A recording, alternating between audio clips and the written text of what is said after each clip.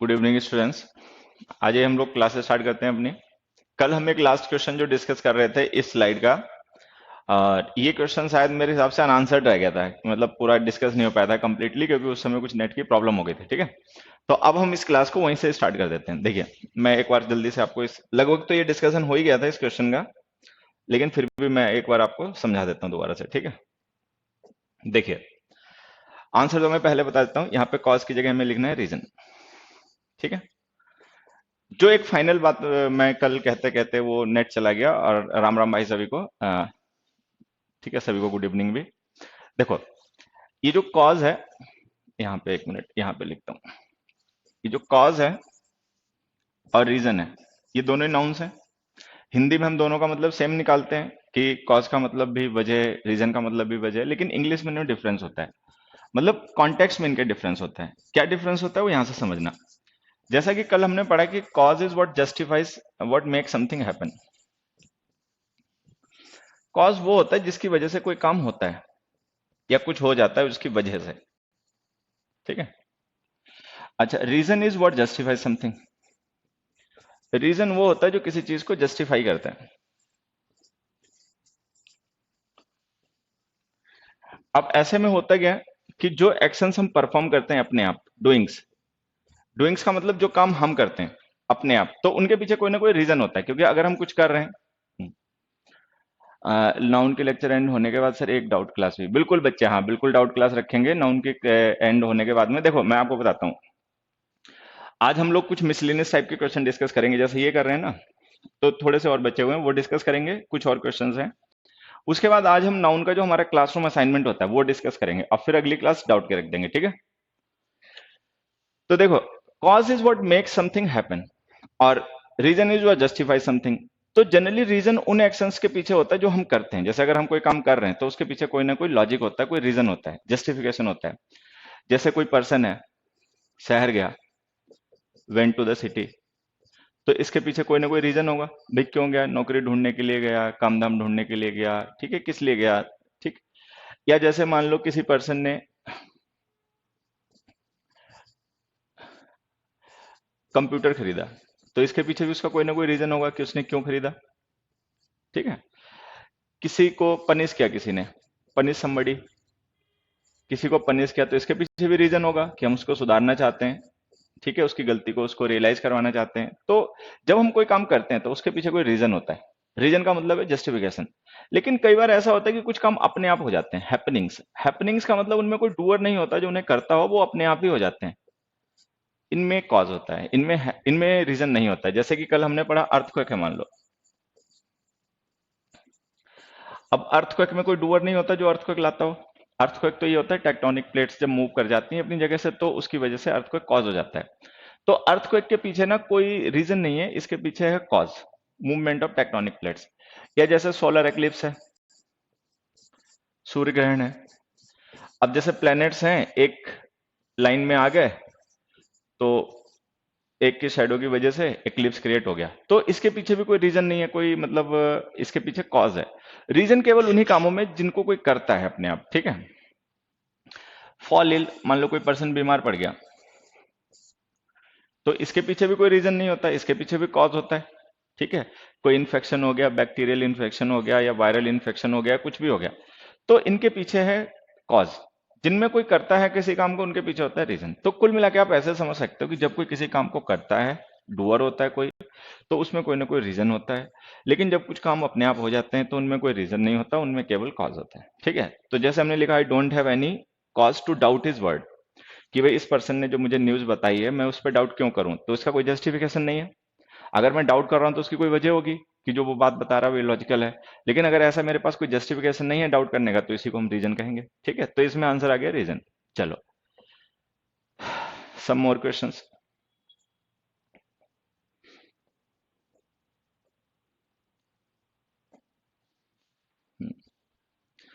Assignment कहाँ मिले? ओहो हो यार, तुम लोगों का असाइनमेंट देखो, पता नहीं दुरानी सर ने आज अपलोड किया कि नहीं।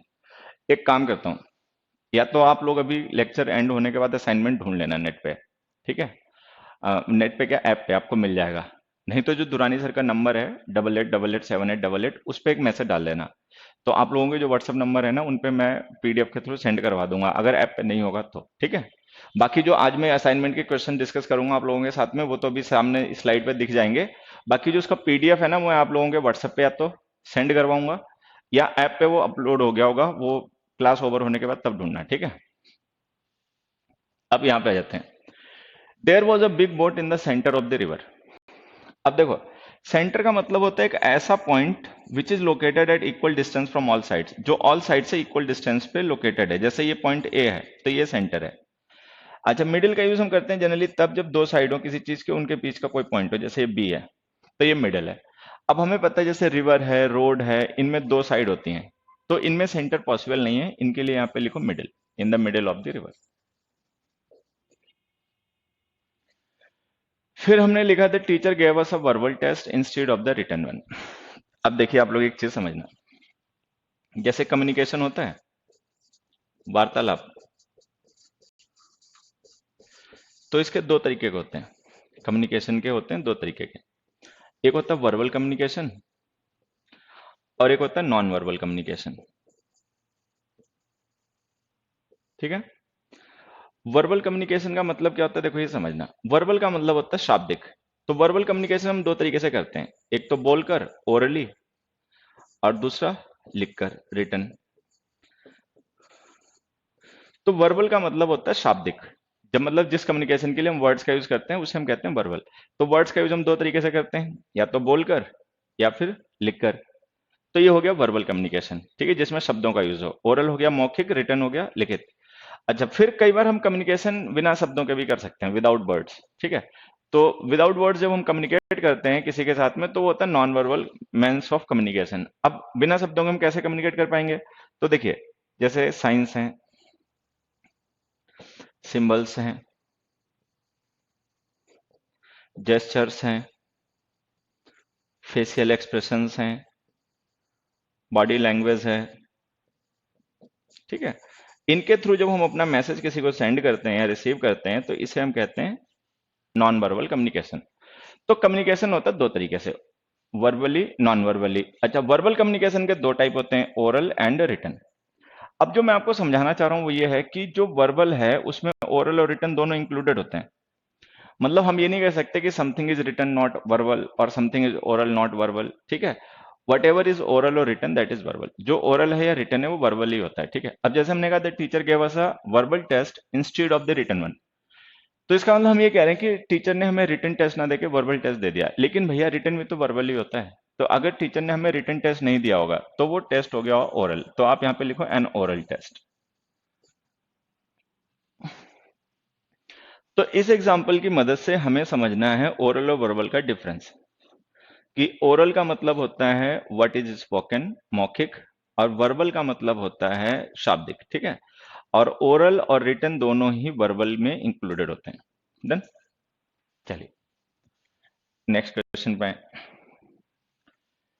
We interviewed each individual of the community. ये काफी आसान क्वेश्चन है, कई बार पेपर में आता रहता है, इसलिए समझा देता हूं। देखो यहाँ पे समझना, एक तो ईच डिटर्मिनर है, दूसरा इंटरव्यूड जो वर्ब है, इसके लिए इंडिविजुअल वर्ड ऑब्जेक्ट है। तो अगर ये वर्ड ऑब्जेक्ट है तो ये नाउन होना चाहिए, लेकिन ध्यान रखना इंडिविजुअल वर्ड एडजेक्टिव होता है, नाउन नहीं होता। तो या तो इसके साथ में नाउन लिखो, we interviewed each individual person of the community, और नहीं तो ये हमेशा गलत रहेगा। देखो दो वजह है गलत होने की, एक तो ये जो इंटरव्यूड वर्ब है ना, इंडिविजुअल इसका ऑब्जेक्ट नहीं बन सकता, एक गलती।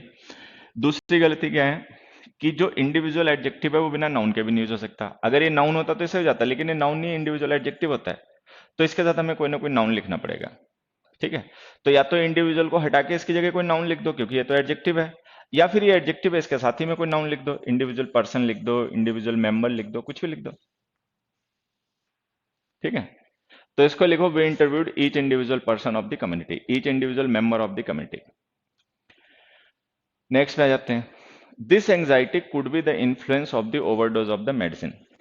देखो इसको समझाने से पहले ना मैं एक छोटी सी तुम्हें बात और समझा देता हूं। इंग्लिश में एक वर्ड होता है इफेक्ट, इसका मतलब होता है रिजल्ट, फिर एक इंग्लिश में वर्ड होता है इन्फ्लुएंस। इसका मतलब होता है इफेक्ट। ठीक है, तो इसका मतलब ये निकला कि effect must be equal to, एक मिनट, इफेक्ट नहीं, influence must be equal to result. ये तो लॉजिक है, सबको आता है, मैथ्स वगैरह आप सारे लोग पढ़ते ही होगे, ठीक है। हाँ, मैथ्स वगैरह तो सब पढ़ते ही हो ना, तो सबको पता ही होगा। देखो होता क्या है, जैसे हमने लिखा a equals B, b equals C, then a automatically equals C. यही होता है ना लॉजिक। भाई अगर ए बी इक्वल हैं और बी और सी इक्वल हैं तो ए और सी ऑटोमेटिकली इक्वल हो जाएंगे। तो इस हिसाब से अगर इफेक्ट का सिनोनिम रिजल्ट है और इन्फ्लुएंस का सिनोनिम इफेक्ट है तो इन्फ्लुएंस और रिजल्ट एक दूसरे के सिनोनिम हो जाने चाहिए, लेकिन ऐसा नहीं है। अब ऐसा क्यों नहीं है, ये अगेंस्ट लॉजिक चला गया, हमें समझना है कि भाई ऐसा क्यों नहीं है, क्योंकि कायदे से तो ऐसा होना चाहिए। तो देखिए मैं बताता हूँ इसकी वजह क्या है।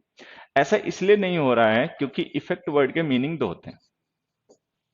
इफेक्ट वर्ड का मतलब, एक मिनट में सारा मिटाता हूँ ये एक्चुअली जो इफेक्ट वर्ड है ना, इसके दो मीनिंग होते हैं। इसका मतलब इन्फ्लुएंस भी होता है और इसका मतलब रिजल्ट भी होता है। ये कई बार इन्फ्लुएंस और result words fill in the blanks में यूज करने के लिए आते रहते हैं, ठीक है। अब हमें इन्फ्लुएंस का और रिजल्ट का डिफरेंस समझना है, तो देखो मैं आपको समझाता हूँ इन दोनों में डिफरेंस क्या होता है। एक छोटा सा स्टेटमेंट है, आप लोग हमेशा ध्यान रखेंगे। इन्फ्लुएंस इज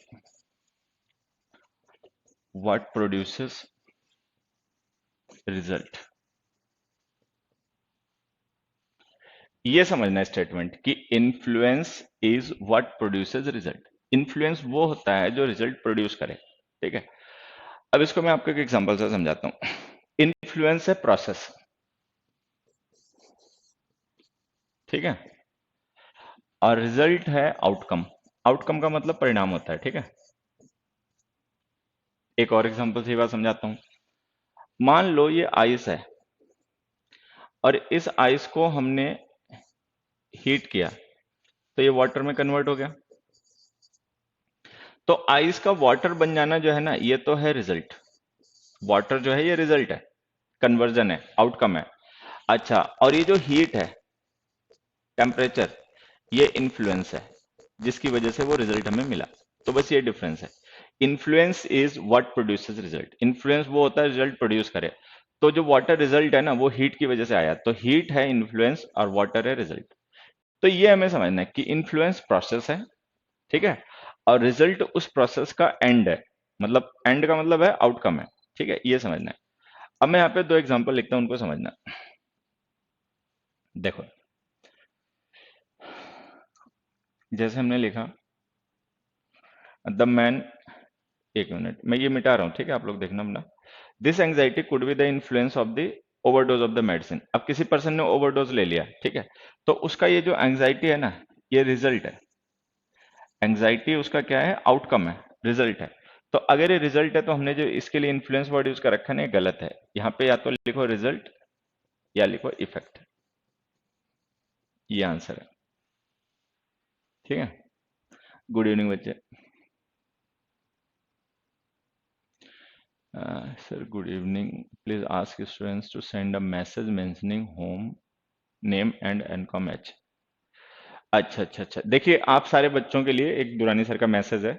हाँ ठीक है, कि आप लोग जो हो, इनमें से कुछ बच्चे जैसे व्हाट्सअप मुझे लगता है अपने नंबर पे यूज नहीं करते, अच्छी बात है।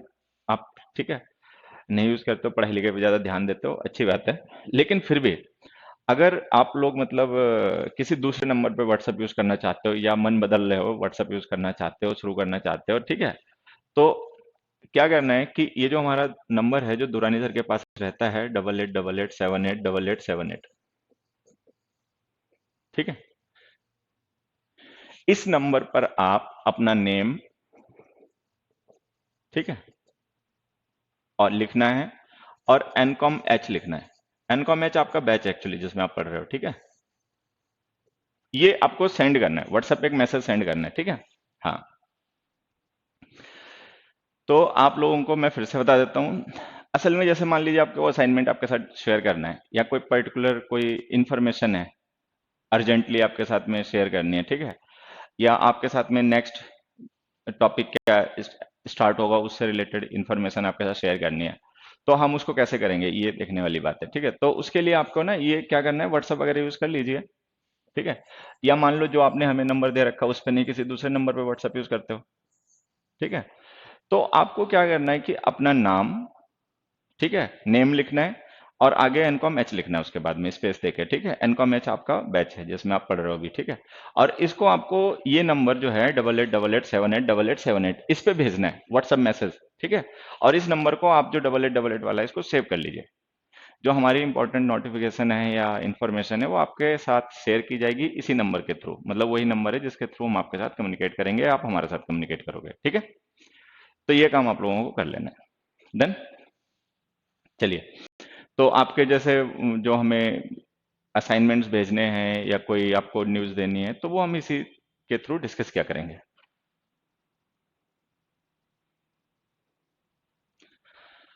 अब तो बच्चे इस समय ऐसी हालत है, तुम लोग देख ही रहे हो, पूरा लॉकडाउन है 15 अप्रैल तक। और उसके बाद में भी 15 अप्रैल के बाद में ये आगे एक्सटेंड होगा या नहीं होगा, ठीक है। उसके बाद ही देखेंगे मेंस का क्या करना है। या थोड़ा सा अभी देखो, या थोड़ा सा जैसे रिलैक्स वगैरह कुछ होगा मामला तो फिर हम एक काम करेंगे, नहीं तो ऑनलाइन ही प्रैक्टिस बैच एक बना देंगे। लेकिन अभी कोई नए बैच की हम सोच भी नहीं रहे, अभी कोई नए बैच की आप बात नहीं करो, ठीक है। हम्म। तो यहाँ पे लिख दो, this anxiety could be the effect of the overdose of this medicine. अब लास्ट में आ जाओ, 15th question. The man dressed well and had impeccable manner. The man dressed well, बच्चे ये सारे बच्चों के लिए, मतलब ये जो आपको इन्फॉर्मेशन दी है ना कि 888878 पे आपको ये लिखना है, सारे बच्चों को ही करना है, ठीक है। भले ही आप अपना व्हाट्सअप यूज करते हो और आपको हमारे व्हाट्सअप मैसेज मिलते हैं तब भी आप एक बार कर ही दो, ठीक है। सारे बच्चों को अपना व्हाट्सअप वाला नेम, हाँ ठीक है, और मतलब व्हाट्सअप वाला नंबर और आपका नाम और एनको मैच लिख के भेज देना। ऐप में व्यूज का कैसे पता चलता है, चलो एक दिन मैं आपको इसके बारे में बता दूंगा डिटेल में, ठीक है। अभी इसका आंसर बताओ। The man dressed well and had impeccable manner. The man dressed well and had impeccable manner.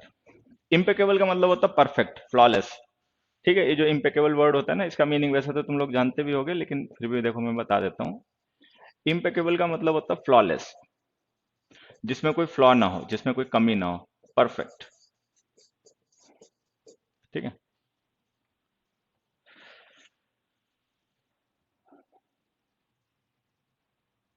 चलो, तो एक बच्चे ने आंसर बताया, इसका मैनर्स आंसर है, ठीक है भाई, बिल्कुल सही बात है तुम्हारी, इसका आंसर मैनर्स ही है, ठीक है। तो मैनर्स क्यों है आंसर, क्यों हमने लिखा मैनर्स यहाँ पे, अब ये मैं समझा देता हूँ, देखो ध्यान से समझना। एक्चुअली बच्चे ये जो मैनर वर्ड होता है ना, ये जो वर्ड है मैनर, इसका मतलब होता है सलीका, मेथड, किसी काम को करने का तरीका। लेकिन जब हम इसे मैनर्स लिख देते हैं तो इसका एक तो मतलब हो जाता है मेथड्स, ठीक है, और एक इसका मतलब हो जाता है एटिकेट। एटिकेट का मतलब ढंग, शऊर, एटिकेट, ठीक है, शिष्टाचार ये। तो अगर हमें कभी मान लो ये मीनिंग कन्वे करना है एटिकेट वाला, तो आपको ये वर्ड हमेशा प्लूरल फॉर्म में लिखना पड़ेगा, मैनर्स, ठीक है। अब यहाँ पे अगर हम ध्यान से देखें तो वही मीनिंग हमें चाहिए था कि वो जो मैन था उसने कपड़े भी अच्छे पहन रखे थे और उसके मतलब तौर तरीके भी ठीक थे, फ्लॉलेस थे, मतलब उसके एटिकेट में भी कोई कमी नहीं थी। तो आप यहाँ पे लिखो मैनर्स, ठीक है। भेज दिया, बहुत अच्छी बात बच्चे। अब इसी तरीके एक दो वर्ड मैं और बताता हूँ, देखो उनको भी ध्यान से समझना। जैसे हमने यहाँ पे एक वर्ड लिखा कलर, ठीक है, और एक वर्ड लिखा कलर्स। एक वर्ड हमने लिखा ड्रग और एक वर्ड हमने लिखा ड्रग्स। एक वर्ड हमने लिखा कस्टम और एक वर्ड हमने लिखा कस्टम्स। देखो जैसे ये वर्ड है, अब कलर जो वर्ड होता है इसका मतलब तो सबको पता है, ये रिंग, रंग, ह्यू। ह्यू का मतलब हालांकि शेड होता है, समझने के लिए लिख दो कि कलर हो गया ह्यू, ठीक है। अच्छा, जब हम कलर्स लिख देते हैं तो इसका मतलब डिफरेंट टाइप्स ऑफ ह्यूज हो गया, एक मीनिंग। और एक इसका मतलब होता है फ्लैग, कलर्स का मतलब फ्लैग भी होता है। लेकिन इसका मीनिंग फ्लैग तभी होता है जब हम इसे प्लूरल फॉर्म में लिखते हैं। ठीक है, ये ध्यान रखना। ड्रग, ड्रग का मतलब मेडिसिन हो गया। ड्रग स्टोर होते हैं ना, जैसे ड्रगिस्ट होते हैं, तो मेडिसिन हो गया। ड्रग्स लिख देंगे तो इसका एक मतलब तो मेडिसिन हो जाएगा। ठीक है, और एक इसका मतलब हो जाता है नार्कोटिक्स, नशीली दवाएं, हेरोइन वगैरह। ठीक है। कस्टम, कस्टम का कल हमने पढ़ा था ना, typical behaviour, type of behaviour होता है कस्टम। कस्टम का मतलब हो गया टाइप ऑफ बिहेवियर। अच्छा, जब हम इसे कस्टम्स लिख देंगे तो इसका मतलब हो जाएगा types of behaviour, types of behaviour. लेकिन फिर कस्टम्स का एक मतलब और भी होता है, एक्साइज डिपार्टमेंट। ठीक है, तो ये हमें समझना है कि भाई कुछ वर्ड्स ऐसे होते हैं जिनका एक कोई पर्टिकुलर मीनिंग किसी एक ही फॉर्म में होता है, या तो सिंगुलर में प्लूरल में। ठीक है, एक और वर्ड देखना, आर्म। ठीक है, और आर्म्स। अब जैसे आर्म है, आर्म हमारा लिम हो गया, ये पूरा यहां से लेकर यहां तक। मैं समझने के लिए इसे हैंड लिख देता हूं, लेकिन ध्यान रखना हैंड नहीं होता है। आर्म का मतलब ये पूरा बाजू होता है, यहां से लेकर यहां तक। हैंड केवल इतना होता है जितने फिंगर हैं। ठीक है। अच्छा, आर्म्स लिख देंगे तो इसका मतलब हैंड्स हो जाएगा, लेकिन इसका मतलब वेपन्स भी होता है। अच्छा, वो मीनिंग इसका तभी होता है जब हम इसे प्लूरल फॉर्म में लिखते हैं। तो ये कुछ वर्ड्स ऐसे होते हैं जिनका एक मीनिंग होता है किसी एक पर्टिकुलर फॉर्म में, दोनों में नहीं होता। अच्छा, इनसे एक तो ये मीनिंग वाली बात ध्यान रखनी है कि कलर्स का मतलब रंग भी है, कलर्स का मतलब फ्लैग भी है। ठीक है, ड्रग्स का मतलब दवाएं भी है और नार्कोटिक्स भी है। कस्टम्स का मतलब टाइप्स ऑफ बिहेवियर भी है और एक्साइज डिपार्टमेंट भी है। ठीक है, एक छोटी सी बात और ध्यान रखनी है कि इनसे रिलेटेड ना एक क्वेश्चन कई बार और भी बन सकता है पेपर में। जैसे हमने लिखा,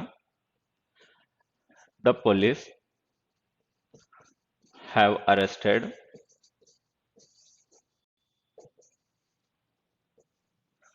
अ ड्रग डीलर।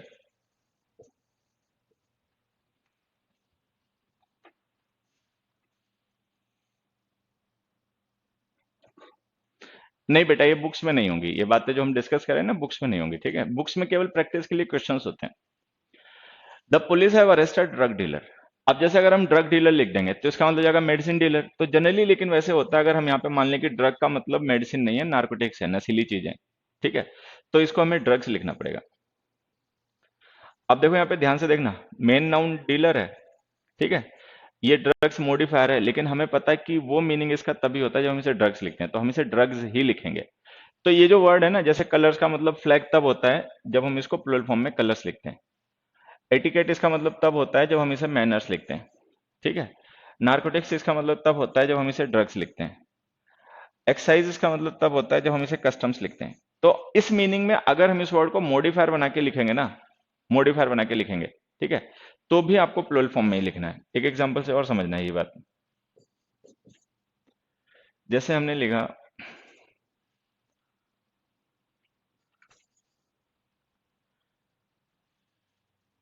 जैसे एक हमने लिखा, they have received the NOC from the custom department. ठीक है, मान लो हमने ऐसे लिख दिया शॉर्ट में। तो हमें पता है कि यहाँ पे मेन नाउन जो है ना वो डिपार्टमेंट है। अच्छा, और उसको मॉडिफाई करने के लिए हमने कस्टम लिख दिया, कस्टम डिपार्टमेंट। लेकिन हमें पता है यहाँ पे कस्टम का मतलब रिवाज है, यहाँ पर मतलब कस्टम का मतलब टिपिकल बिहेवियर नहीं है। यहाँ पे कस्टम का मतलब एक्साइज डिपार्टमेंट। तो वो मीनिंग इसका तभी होता है जब हम इसे कस्टम्स लिखते हैं, तो आप इसको लिखो कस्टम्स डिपार्टमेंट। तो ये जो वर्ड्स हमेशा प्लूरल फॉर्म में यूज होते हैं ना, अगर हम इनको कभी मॉडिफायर बना के लिखेंगे तो भी आप इसको प्लूरल फॉर्म में ही लिखना, ये ध्यान रखना है। ठीक है, एक और एग्जांपल से ये बात समझना। मान लो हमने एक एग्जांपल लिखा, it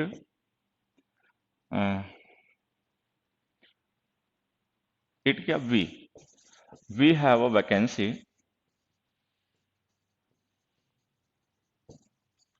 for a mathematic teacher. We have a vacancy for mathematic teacher. ठीक है, जैसे हमने ये लिख दिया। थैंक्स बच्चे दीप लक्ष्मी, अगर आपको ऐसा लग रहा है कि मेरी क्लास आपके लिए फायदे की चीज है, जो कि होनी भी चाहिए, क्योंकि आपने एडमिशन भी तभी लिया है भाई, आपने फीस तो इसीलिए दी है आपने, और एडमिशन भी इसीलिए लिखा है कि कुछ हम अगर टाइम दे रहे हैं, अपना पैसा दे रहे हैं, तो उससे कुछ फायदा होगा। तो अगर आपको ऐसा लग रहा है कि अच्छा ऐसा है, तो मेरे लिए तो बहुत अच्छी बात है कि हाँ, अगर हमारे स्टूडेंट्स को ये लग रहा है कि भाई चलो फायदा हो रहा है वास्तव में, ठीक है, तो यही तो हम भी चाहते हैं। तो देखो, जैसे हमने लिखा we have a vacancy for a mathematic teacher, तो यहाँ पे टीचर मेन नाउन है और मैथमेटिक इसका मॉडिफायर है, मॉडिफायर। अब हमें पता है कि जब हम नाउन मॉडिफायर्स यूज करते हैं तो उनको सिंगुलर फॉर्म में लिखना पड़ता है, लेकिन मैथमेटिक कोई वर्ड होता नहीं है, इसकी ओरिजिनल फॉर्म होती ही मैथमेटिक्स है। तो अगर कोई वर्ड केवल एक ही फॉर्म में होता है, तो अगर हम उसे मॉडिफायर बना के भी लिखेंगे तो उसी फॉर्म में लिखेंगे, मैथमेटिक्स ही लिखेंगे एज अ मॉडिफायर भी, ठीक है। एक और एग्जांपल देखो, he has applied for a saving account, he has applied for a saving account, ठीक है। He has applied for a saving account, एक बार आप लोग इसका आंसर बताएं तो।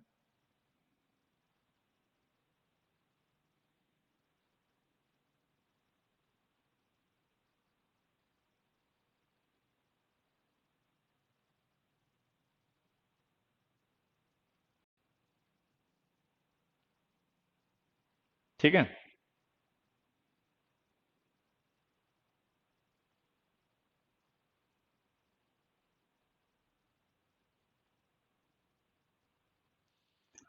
हाँ, अब देखो यहाँ पे समझना कि अकाउंट्स के और बैंकिंग के कुछ वर्ड्स होते हैं जो हमेशा प्लुरल फॉर्म में यूज होते हैं, जैसे सेविंग्स है,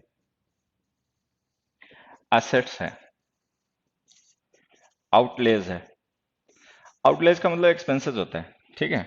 सेविंग्स है, असेट्स है, आउटलेज है, सेल्स है। तो अगर मान लो हम इन वर्ड्स को कभी मॉडिफायर बना के भी लिखेंगे ना, तो भी प्लुरल फॉर्म में ही लिखेंगे। अब जैसे हमने लिखा he has applied for account, account main noun हो गया, व्हाट काइंड ऑफ अकाउंट ये बताने के लिए हमने सेविंग लिख दिया, लेकिन ये इसकी ओरिजिनल फॉर्म नहीं है, इसकी ओरिजिनल फॉर्म होती है सेविंग्स, तो वही लिखो, सेविंग्स अकाउंट हो गया, असेट्स मैनेजमेंट हो गया, ठीक है, सेल्स डिपार्टमेंट हो गया, सेल्स रजिस्टर हो गया, ठीक है। सेल्स इन्वेंट्री हो गई, तो इस तरीके से,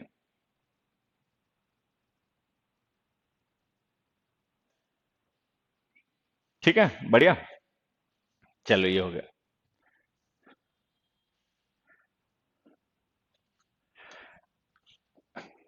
तो देखिए, हमारे जो क्लासरूम लेक्चर्स हैं प्रोनाउन नाउन के, ये तो हुए over, we are done with them. अब हम लोग डिस्कस करना शुरू करेंगे असाइनमेंट के क्वेश्चंस। जैसे हमारा जो नाउन चैप्टर है, इसका जो क्लास असाइनमेंट हम डिस्कस करते हैं, उसके क्वेश्चन डिस्कस करेंगे, जिस पे बेस्ट पेपर में क्वेश्चंस आते हैं, किस तरीके के क्वेश्चंस आते हैं, ये आप यहाँ से समझेंगे, ठीक है।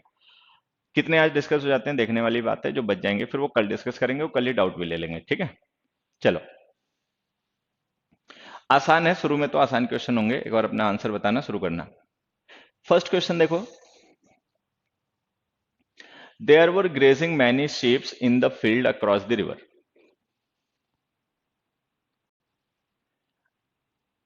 देखो, जब दोबारा आप देखोगे इनको तो बढ़िया से नोट्स बनाना, रिवीजन करना, और एक चीज, हाँ मैं बता रहा हूँ बेटा, प्रैक्टिस कहाँ से करना है, देखो, एक तो ये मैं आपके साथ डिस्कस कर रहा हूँ कुछ सेलेक्ट क्वेश्चंस जो ज्यादा इंपॉर्टेंट है, ठीक है।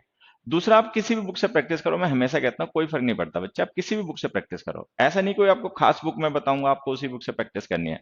एक बार ये जो सारी चीजें अभी तक क्लास में पढ़ाई गई, ये क्लियर हो जाएंगी, तो आप किसी बुक से प्रैक्टिस करो, ठीक है।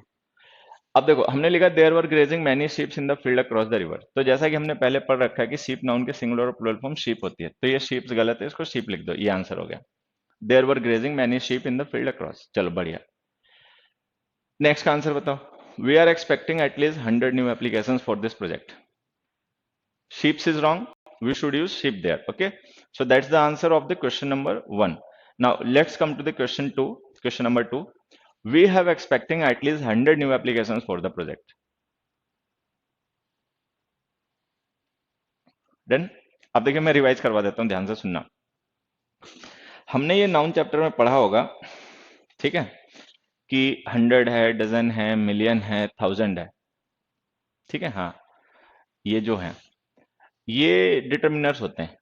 इनको जब हम किसी नाउन के साथ लिखते हैं, जैसे यहाँ पे हमने इस नाउन एप्लीकेशंस के साथ लिखा, तो हमें इनको न्यूमरल बना के लिखना पड़ता है। तो या तो हम लिखें hundreds of, we are expecting at least hundreds of new applications, और नहीं तो हम इसके साथ में कोई न्यूमरिक फिगर लिख दें।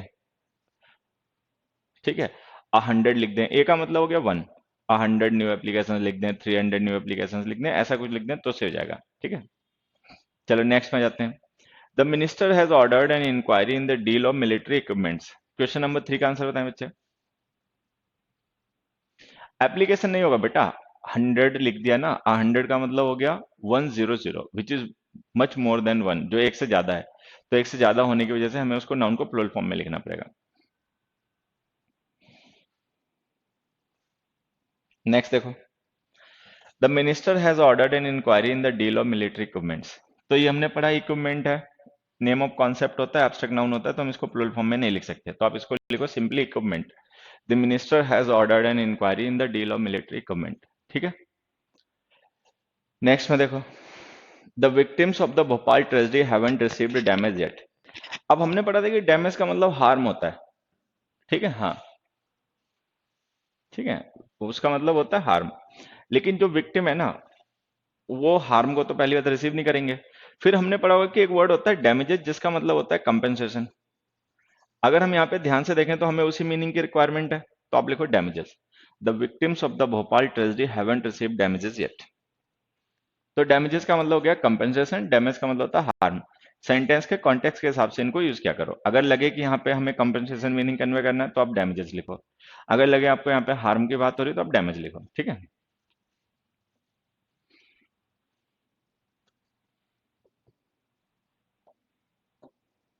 चलो नेक्स्ट क्वेश्चन देखो, all these changes happening around will certainly effect a great harm to our environment। ये वैसे मैं बता दूं, पेपर में आया हुआ क्वेश्चन है, क्वेश्चन नंबर 5 जो है ये पेपर में आया हुआ क्वेश्चन है, और इसको एक बार सोच समझ के आंसर बताओ।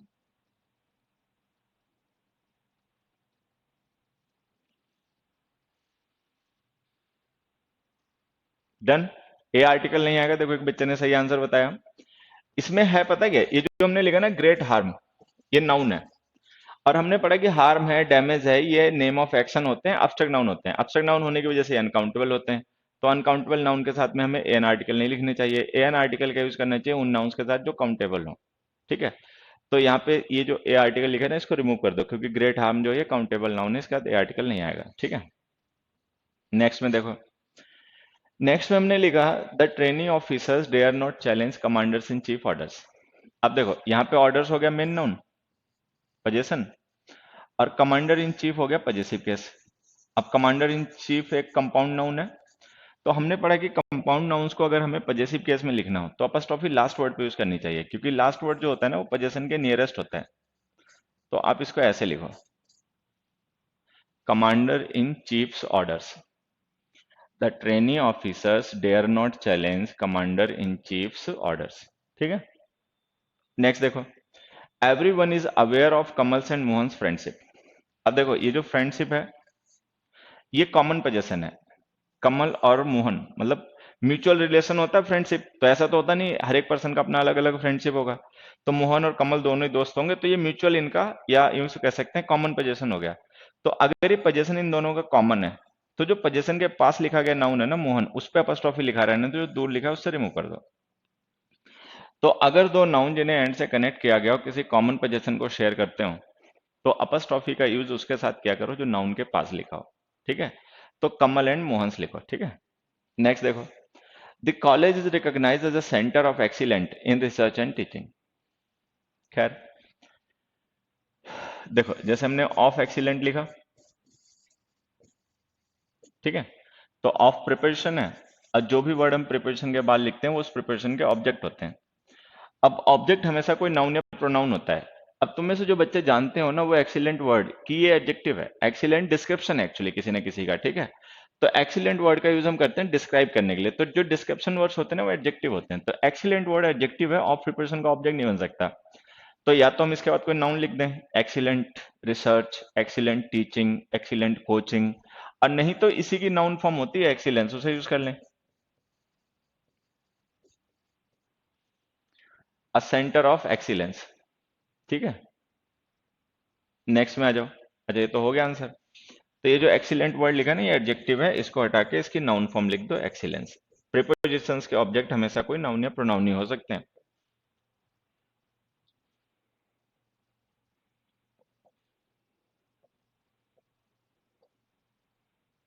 नेक्स्ट देखें। How long does it take you to do your hairs in the morning. अब हमने पढ़ा कि हेयर मटेरियल नाउन होता है, मेटल नाउन होने की वजह से अनकाउंटेबल है, तो इसको हेयर लिखो। जो नाउन्स अनकाउंटेबल होते हैं हम उनको प्लूरल फॉर्म में नहीं लिख सकते, तो इसको लिखो hair. How long does it take you to do your hair in the morning. Next देखो। नेक्स्ट में हमने लिखा they were at last freed from the fetter of ignorance. अब देखिए जो हमने फैटर नाउन यूज किया ना, इसको हमेशा प्लूरल फॉर्म में लिखा करो। ये नाउन्स अपने रिवाइज कर लेना। तो फैटर्स और साइकिल्स, इन दोनों का मतलब लगभग सेम होता है। रिस्ट्रिक्शंस, लिमिटेशंस, बेड़ियां, जंजीरें, और इनको हमेशा प्लूरल फॉर्म में यूज किया करो। 11th का आंसर अपने आप बताओ। फैटर्स आ जाएगा, ठीक है। फैटर्स का मतलब होता है लिमिटेशंस, रिस्ट्रिक्शंस।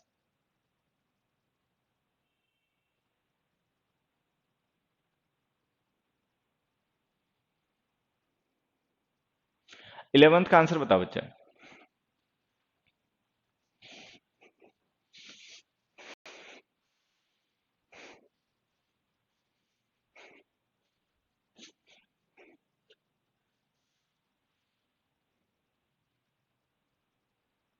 चलो मैं बताता हूँ, देखो।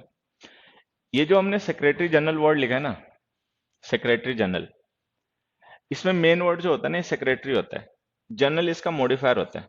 मतलब मेन नाउन इसमें जनरल नहीं है, मेन वर्ड है सेक्रेटरी। तो अगर हम इसका प्लूरल करेंगे, तो जो मेन नाउन है उसको प्लूरल करेंगे, जनरल को नहीं करेंगे। जनरल मॉडिफायर है, तो इसकी प्लूरल फॉर्म हो जाएगी सेक्रेटरीज जनरल।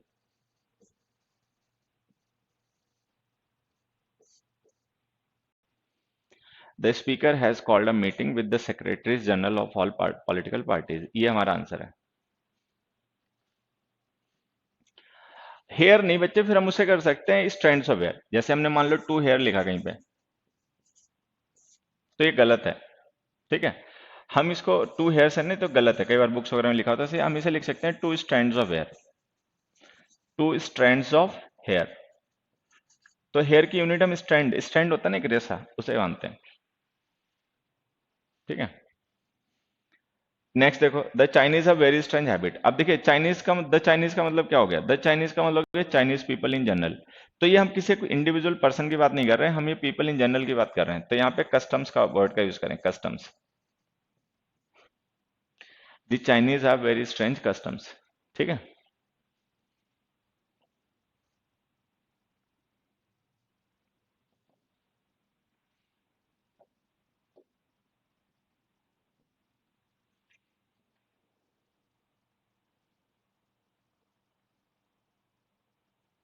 नेक्स्ट वर्ड देखें। The man who is putting his hands in his trousers pockets is a scientist.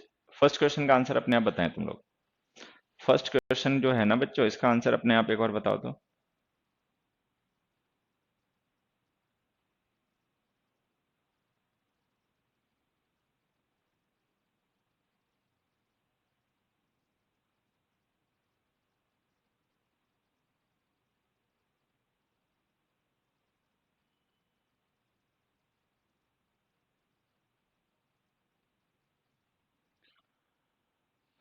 अब देखिए, कुछ बच्चों ने लिखा था वो लिख को लिख दें ट्राउजर, क्योंकि मेन नाउन यहाँ पे पॉकेट्स है। तो ट्राउजर मेन नाउन है नहीं, तो हम इसे ट्राउजर्स कर दें। लेकिन ट्राउजर हम इसे लिख नहीं सकते। ट्राउजर इसलिए नहीं लिख सकते बच्चे, क्योंकि ये हमेशा प्लूरल फॉर्म में यूज होता है, पढ़ा था ना। जैसे बिलियर्ड्स है, सीजर्स है, तो ये नाउन्स हमेशा प्लूरल फॉर्म में यूज होते हैं। तो ट्राउजर तो हम इसे लिख नहीं सकते। अच्छा, फिर किसी बच्चे ने कहा कि पजेसिव केस में अपॉस्ट्रोफी के साथ लिख दो, वो भी नहीं लिख सकते, क्योंकि ये नॉन लिविंग थिंग है। अच्छा, दूसरी बात यहाँ पे समझना है, जो ट्राउजर्स है ना वो एक पूरा गारमेंट है, और पॉकेट्स उसका पार्ट है। तो कल हम ये पढ़ रहे थे कि जब हमें किसी पार्ट को उसके टोटल से रिलेट करना हो तो ऑफ प्रिपोजिशन का यूज करना चाहिए। तो इसको आप ऐसे लिखो, in the pockets of his trousers. In the pockets of his, देखो मैं फिर से एक बार समझा देता हूं। पजेसिव केस हम लिख नहीं सकते क्योंकि ट्राउजर्स है नॉन लिविंग, ठीक है। हाँ, अच्छा, मॉडिफायर बना के लिख नहीं सकते क्योंकि जो ट्राउजर्स है वो पूरा गारमेंट है और पॉकेट्स उसका पार्ट है। तो अगर हम किसी चीज के पार्ट को उसके टोटल से रिलेट करें तो ऑफ प्रिपोजिशन का यूज करके उन्हें लिखना चाहिए। तो आप इसको बजाय कि ट्राउजर्स पॉकेट्स लिखने की, ये बिल्कुल उसी टाइप की मिस्टेक है जैसे फैमिली मेंबर में मिस्टेक हुई थी ना, वैसे ही है। तो आप इसको लिखो the pockets of his trousers, ठीक है बेटा। I found a strand of hair, ऐसे लिखो a strand of hair. Next देखो, all his friends emigrated to start new life in Australia. 14th question का आंसर बताओ। All his friends emigrated to start new life in Australia.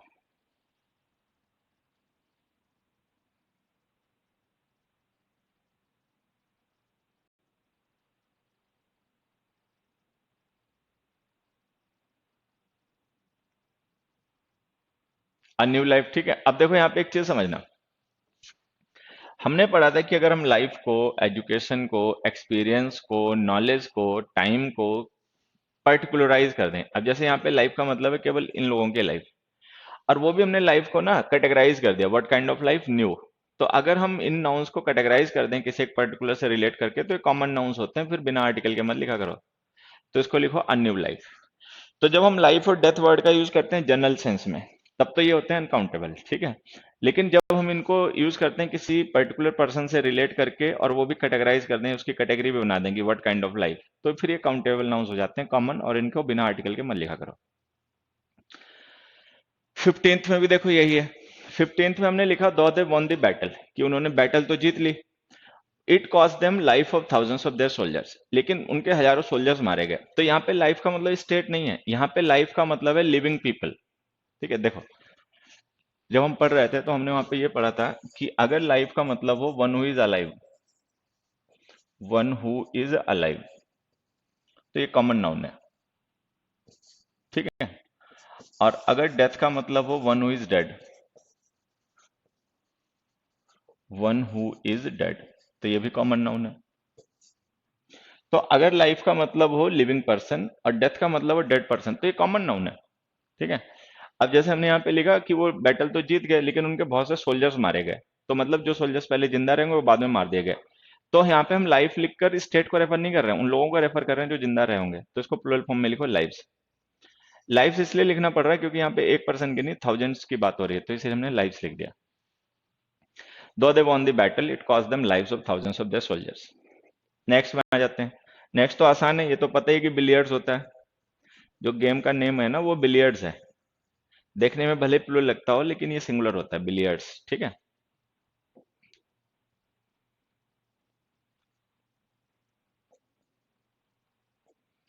Next question का answer बताएं अपने आप। The government has set up a committee to review the school mathematic curriculum, ये भी हम लोगों ने डिस्कस किया। अब देखो, यहाँ पे मेन नाउन है करिकुलम, मैथमेटिक है इसका मॉडिफायर। तो हमने पढ़ा कि नाउन मॉडिफायर्स को हमें सिंगुलर फॉर्म में लिखना चाहिए, लेकिन मैथमेटिक इसकी सिंगुलर फॉर्म नहीं होती, इसकी ओरिजिनल फॉर्म होती ही मैथमेटिक्स है। तो अगर मैथमेटिक्स इसकी ओरिजिनल फॉर्म होती है तो मॉडिफायर बना के लिखोगे तब भी उसी को लिखना, तो इसको लिखो मैथमेटिक्स करिकुलम। नेक्स्ट देखो, all the stories in this book have been passed on by verbal tradition.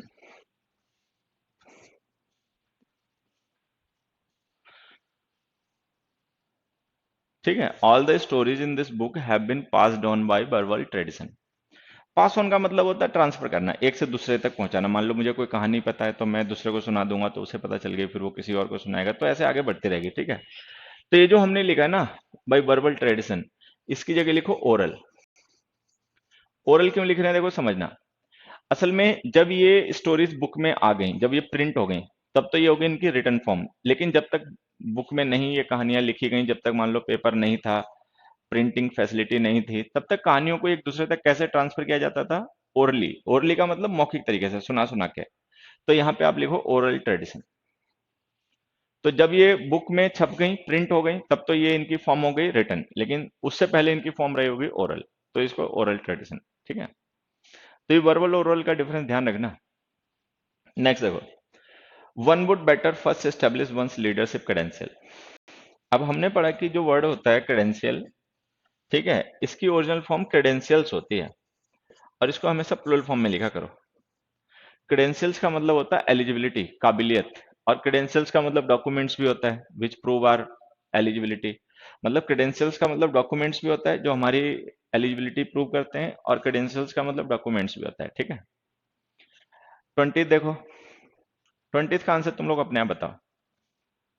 20 का आंसर तो क्रेडेंशियल्स को हमेशा प्लूरल फॉर्म में लिखा करो, ये ध्यान रखना। अब क्वेश्चन नंबर 20 का आंसर बताओ।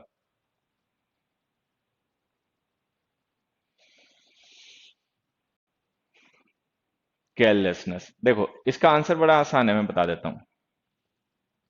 ये जो हमने ऑफ लिखा है ना, ये प्रेपोजिशन है। प्रीपोजिशन के बाद में हमें प्रीपोजिशन का ऑब्जेक्ट लिखना पड़ता है। ऑब्जेक्ट हमेशा कोई नाउन या प्रोनाउन होता है। ये जो हमने केयरलेस वर्ड लिखा है ना, ये नाउन या प्रोनाउन कुछ नहीं है, एडजेक्टिव है, ठीक है। अब एडजेक्टिव तो ऑफ प्रीपोजिशन का ऑब्जेक्ट बन नहीं सकता, तो या तो इसके साथ कोई नाउन लिखो, और नहीं तो इसकी नाउन फॉर्म लिख दो केयरलेसनेस। केयरलेस का मतलब होता है लापरवाह, ठीक है। केयरलेसनेस का मतलब होता है लापरवाही। तो carelessness is the name of the state of being careless. Careless होने की स्टेट का नाम होता है केयरलेसनेस, तो ये नाउन है। अब इसको एक दूसरे तरीके से समझना। एक छोटा सा कॉन्सेप्ट है, जब ये बात हो ही रही ना, तो मैं ऐसे ही आप लोगों के साथ डिस्कस कर रहता हूँ, ध्यान रखना।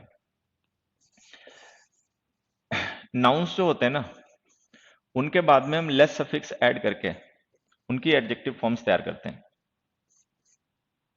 जैसे शेमलेस, फेसलेस, कैशलेस, बोनलेस, ऐसे।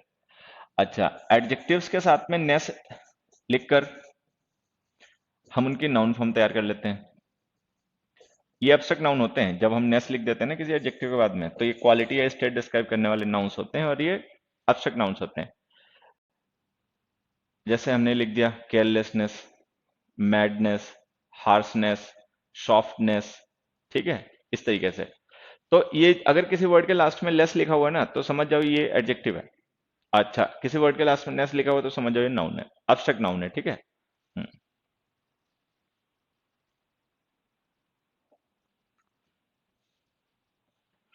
देखो बच्चे, ये जो वन और ए हमने एक साथ लिखा है ना, वो पता है क्यों लिख पाए? क्योंकि जो वन है, ये कॉज वर्ब का ऑब्जेक्ट है, ठीक है। ये जो वन है ना, ये कॉज वर्ब का ऑब्जेक्ट है। वन का मतलब कोई भी।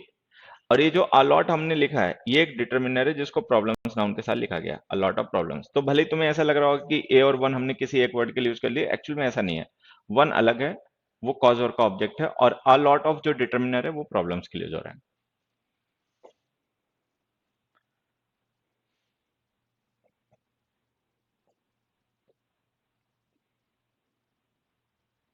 चलो 21st क्वेश्चन देखें। The car manufacture was force to set jobs following a dramatic sale slump.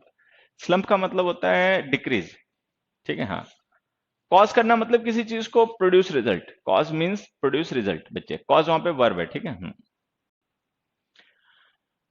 अब देखो हमने लिखा था car manufacturer was force to shed jobs following a dramatic sales slump, sale slump. अब यहाँ पे जो हमने स्लम्प लिखा ना, स्लम्प का मतलब होता है गिरावट, ठीक है। और कोई मान लो कार बनाने वाली कंपनी है, तो उसने अपने यहाँ जॉब्स कम कर दी, ठीक है, कुछ लोग काम से निकाल दिए। वजह क्या रही? वजह ये रही कि उनकी जो सेल थी वो एकदम से कम हो गई। तो लिखो इसको सेल्स स्लम्प। तो ये जो अकाउंटिंग के टर्म्स होते हैं, ठीक है, अकाउंटिंग के जो टर्म्स होते हैं, जैसे सेल्स है, असेट्स है जो भी हम डिस्कस कर रहे थे, सेविंग्स है, आउटलेज है, तो इनको हमेशा प्लूरल फॉर्म में यूज किया करो, ठीक है।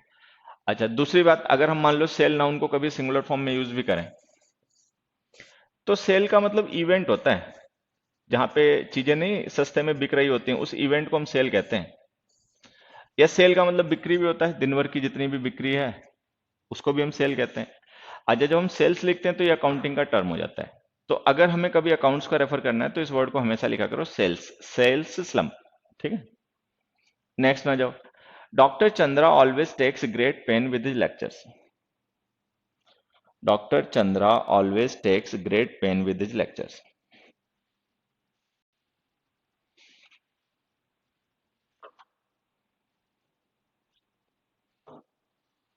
हम्म, ठीक है, पेन आ जाएगा। अच्छा, जो बच्चे समझ गए ठीक है, जो ना समझ गए देखो मैं उन्हें याद दिला देता हूं। Pain is the name of feeling. Pain जो होता है वो नेम ऑफ फीलिंग है, ठीक है, जो हमें हर्ट करती है।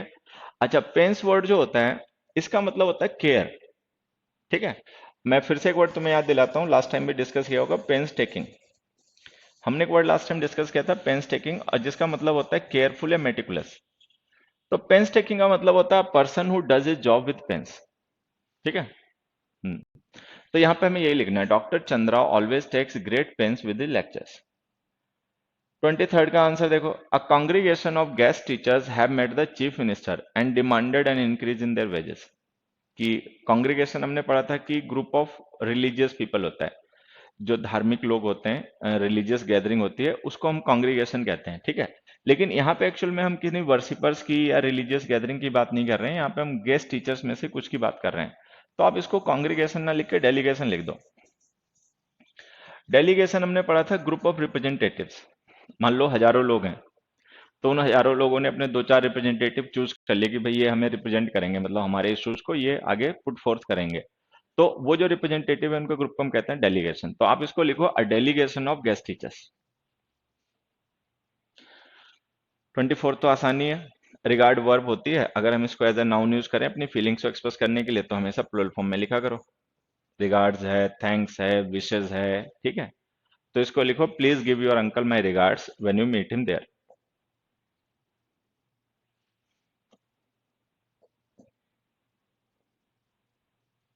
नेक्स्ट देखें, all his sons in laws are well educated and well employed. इसका आंसर अपने आप बताओ।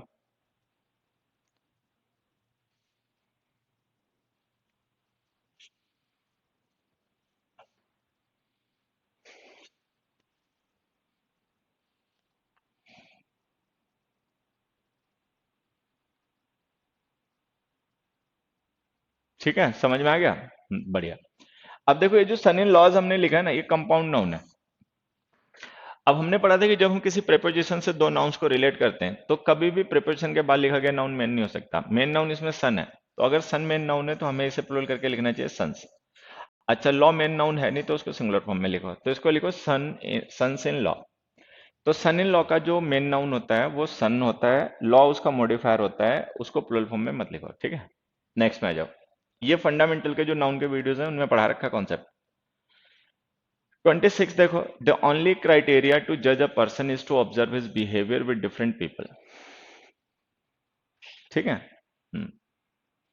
द ओनली क्राइटेरिया टू जज a person is to observe his behaviour with other people. देखो, ये भी फंडामेंटल्स में पढ़ा रखा है, अगर तुम्हें अब तक ध्यान रह गया हो, कि क्राइटेरिया नाउन होता है प्लूरल, इसकी सिंगुलर फॉर्म होती है क्राइटेरियन। तो क्राइटेरिया हमें देखने में जरूर लगता होगा सिंगुलर है, लेकिन होता नहीं है, प्लूरल होता है, और इसकी सिंगुलर फॉर्म होती है क्राइटेरियन। क्राइटेरियन का मतलब होता है स्टैंडर्ड। ठीक है। हाँ। तो लिखो the only criterion. The only का मतलब हम किसी एक सिंगुलर नाउन को रेफर कर रहे हैं, तो सिंगुलर फॉर्म क्राइटेरियन होती है, क्राइटेरिया प्लूरल फॉर्म होती है। तो लिखो द ओनली क्राइटेरियन टू जज अ पर्सन।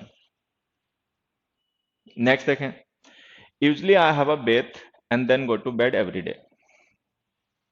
देखो, ये थोड़ा सा इधर से हटके है, आसान क्वेश्चन है, तुम लोग जानते रहोगे तो इसीलिए मैंने इंक्लूड कर लिया, बाकी मैं बता देता हूँ। B A T H bathe जो वर्ड है ना, ये होता है verb. B A T H bath जो होता है ये होती है इसकी नाउन फॉर्म, मतलब हमें ये ध्यान रखना है। तो ये जो दोनों वर्ड है ना, तो इनमें से B A T H bathe जो है वो वर्ब है, B A T H bath जो है वो नाउन है। ठीक।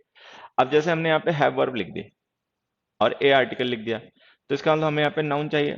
तो ये जो हमने बेथ लिख रखा है ये तो नाउन है नहीं, ये तो वर्ब है, तो इसमें से ई हटा दो और ये नाउन बन गया bath. Usually I have a bath. ठीक है। एक दो तीन वर्ड और है, मैं ऐसे ही बता देता हूँ। जैसे ये बेथ वर्ब है ना, उसी तरीके से अगर हम लिखे ना advise, A D V I S E, तो ये वर्ब है। और अगर हम लिख दें ए डी वी आई सी ई, तो ये नाउन है। उसी तरीके से हम लिखें practice, P R A C T I S E, तो ये वर्ब है। और हम लिख दें P R A C T I C E, तो ये नाउन है। ठीक है। उसी तरीके से अगर हम लिख दें वर्ब है ना, जैसे अफेक्ट, तो ये वर्ब है। और अगर हम लिख दें इफेक्ट, तो ये नाउन है। तो बेसिकली ये वर्ड ध्यान रखना, बाकी जब वर्ब चैप्टर में पढ़ाऊंगा तो इनको और डिटेल में समझा दूंगा। तो यहाँ पे क्या होता है, कुछ वर्ड्स ऐसे होते हैं जिनकी स्पेलिंग में थोड़ा सा ही डिफरेंस होता है, लेकिन उनका पार्ट्स ऑफ स्पीच बदल जाता है। ठीक है। तो बी ए टी एच बात जो होता है वर्ड, ये नाउन होता है, we can use it as a noun. B A T H bathe जो होता है वो हमेशा वर्ब होता है, उसका यूज तभी करना है जब वर्ब की जरूरत हो सेंटेंस में। चलो। 28th क्वेश्चन का आंसर बताओ। The investigating officer asked passers by. देखो ये भी फंडामेंटल्स में पढ़ा रखा है कि पासर बाई जो होता है ना, इसकी प्लूरल फॉर्म होती है पासर्स बाई। पासर बाई का मतलब होता है राहगीर, रास्ते से गुजरने वाले लोग। तो इसको लिखो पासर्स बाई। असल में होता है कि ना, बाई है प्रिपोजिशन, पासर है नाउन, और हमें पता है प्रिपोजिशंस की प्लूरल फॉर्म होती है नहीं, प्लूरल फॉर्म नाउन की होती है। तो नाउन तो पासर है, तो अगर प्लूरल करके लिखना है तो पासर को लिखो, पासर्स बाई। पासर्स बाई का मतलब होता है राहगीर।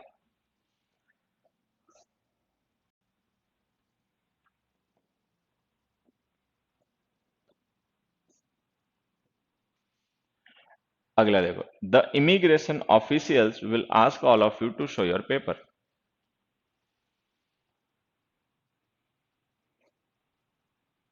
ठीक है, हाँ। अब हमने पढ़ा कि पेपर होता है मेटीरियल नाउन। मेटीरियल नाउन होने की वजह से हम इसको प्लूरल फॉर्म में नहीं लिख सकते। लेकिन फिर हमने एक चीज और भी पढ़ी कि अगर हमें कभी मीनिंग कन्वे करना हो डॉक्यूमेंट्स, तो हमेशा हमें पेपर से लिखना चाहिए। अच्छा, यहाँ पे ध्यान से देखो, जो हमें मीनिंग चाहिए ना, वो मटेरियल का नहीं, डॉक्यूमेंट्स का है, तो इसको लिखो पेपर्स। जैसे हमारे एजुकेशन के पेपर्स हो गए, हमारी मार्कशीट सर्टिफिकेट्स वगैरह हो गई, ठीक है। आई बेथ लिखोगे बच्चे, बिल्कुल सही हो जाएगा। हाँ, बेथ लिखोगे ना तो सही हो जाएगा। तो पेपर्स का मतलब डॉक्यूमेंट्स हो गया। जैसे मान लो प्रॉपर्टी के हो गए पेपर्स, या हमारे आइडेंटिटी के पेपर्स हो गए, हमारा आई कार्ड हो गया, आधार कार्ड हो गया, वोटर कार्ड हो गया, ये भी हमारे पेपर्स हैं, ठीक है। तो पेपर्स का मतलब होता है documents which carry some written information, ठीक है। नेक्स्ट देखो, the inflation is so high that a 100 rupees note does not buy much. The inflation is so high that a 100 rupees note does not buy much. चलो समझ में आ गया। तो देखो यहाँ पे मेन नाउन जो है ना, वो नोट है। अच्छा, 100 रुपीज जो है ना, ये उसका मॉडिफायर है। तो चूंकि ये मॉडिफायर है तो हम इसे प्लूरल फॉर्म में नहीं लिख सकते, तो इसको लिखो 100 rupee note. 100 rupee note does not buy much. Next तो बहुत आसान क्वेश्चन है, माउस की प्लूरल फॉर्म माइस होती है, माउसेज नहीं होती है। तो इसको लिखो, our room in the hotel where we stayed was infested with mice. ठीक है। नेक्स्ट देखो, they say that a teacher of them has been nominated for the president award this year. 30 second का आंसर तुम लोगों को अपने आप बताना है। Question number 30। माउस नहीं बेटा, माइस लिखो। माउस की प्लूरल फॉर्म माइसेस होती है, वो सॉरी, माउसेस नहीं, माइस होती है, ठीक है। माउसेस कोई वर्ड नहीं होता, माउस की प्लूरल फॉर्म होती है माइस, वही लिखो।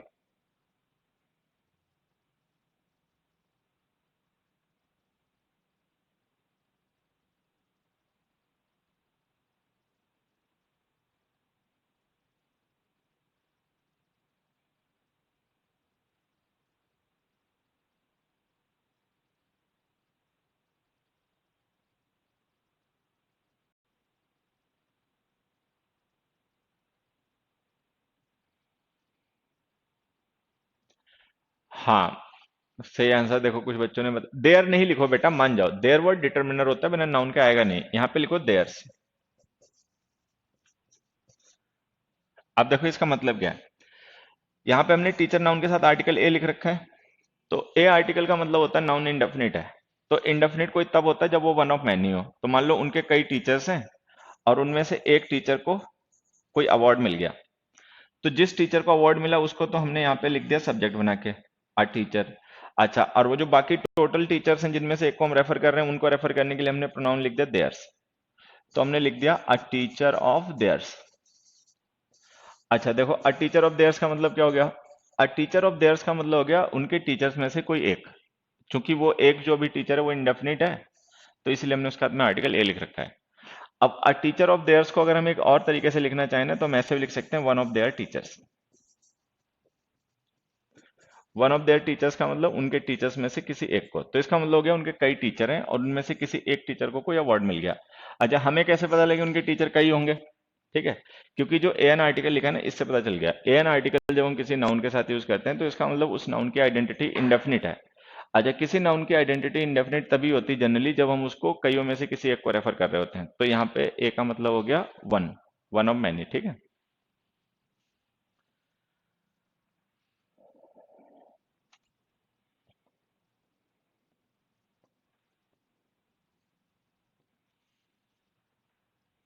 अगला देखो, the man whom you met at the conference is a friend of सरल। ये भी बिल्कुल सेम क्वेश्चन है, आंसर बताओ अपने।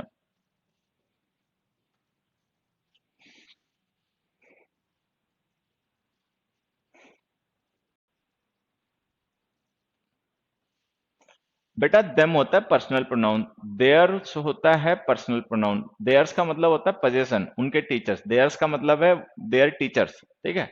तो हमें उनके टीचर्स में से किसी एक को रेफर करना है ना, तो ऑफ के बाद हमें वो नाउन या प्रोनाउन लिखना पड़ेगा जो उनके टीचर्स को रेफर करे, ना कि उन्हें। इसमें सरल सा जाएगा, ठीक है। देखो, जैसे हमने लिखा अ फ्रेंड ऑफ सरल, तो इसका मतलब हो गया सरल का कोई एक फ्रेंड, तो इसका मतलब सरल के फ्रेंड तो और भी होंगे।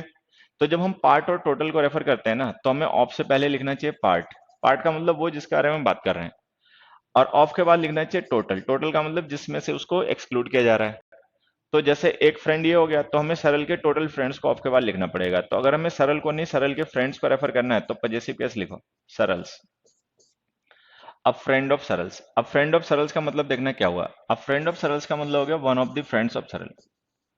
One of the friends of Saral, तो जो सरल के फ्रेंड्स हैं उनमें से कोई एक, ठीक है। 34th का आंसर अपने आप बताओ।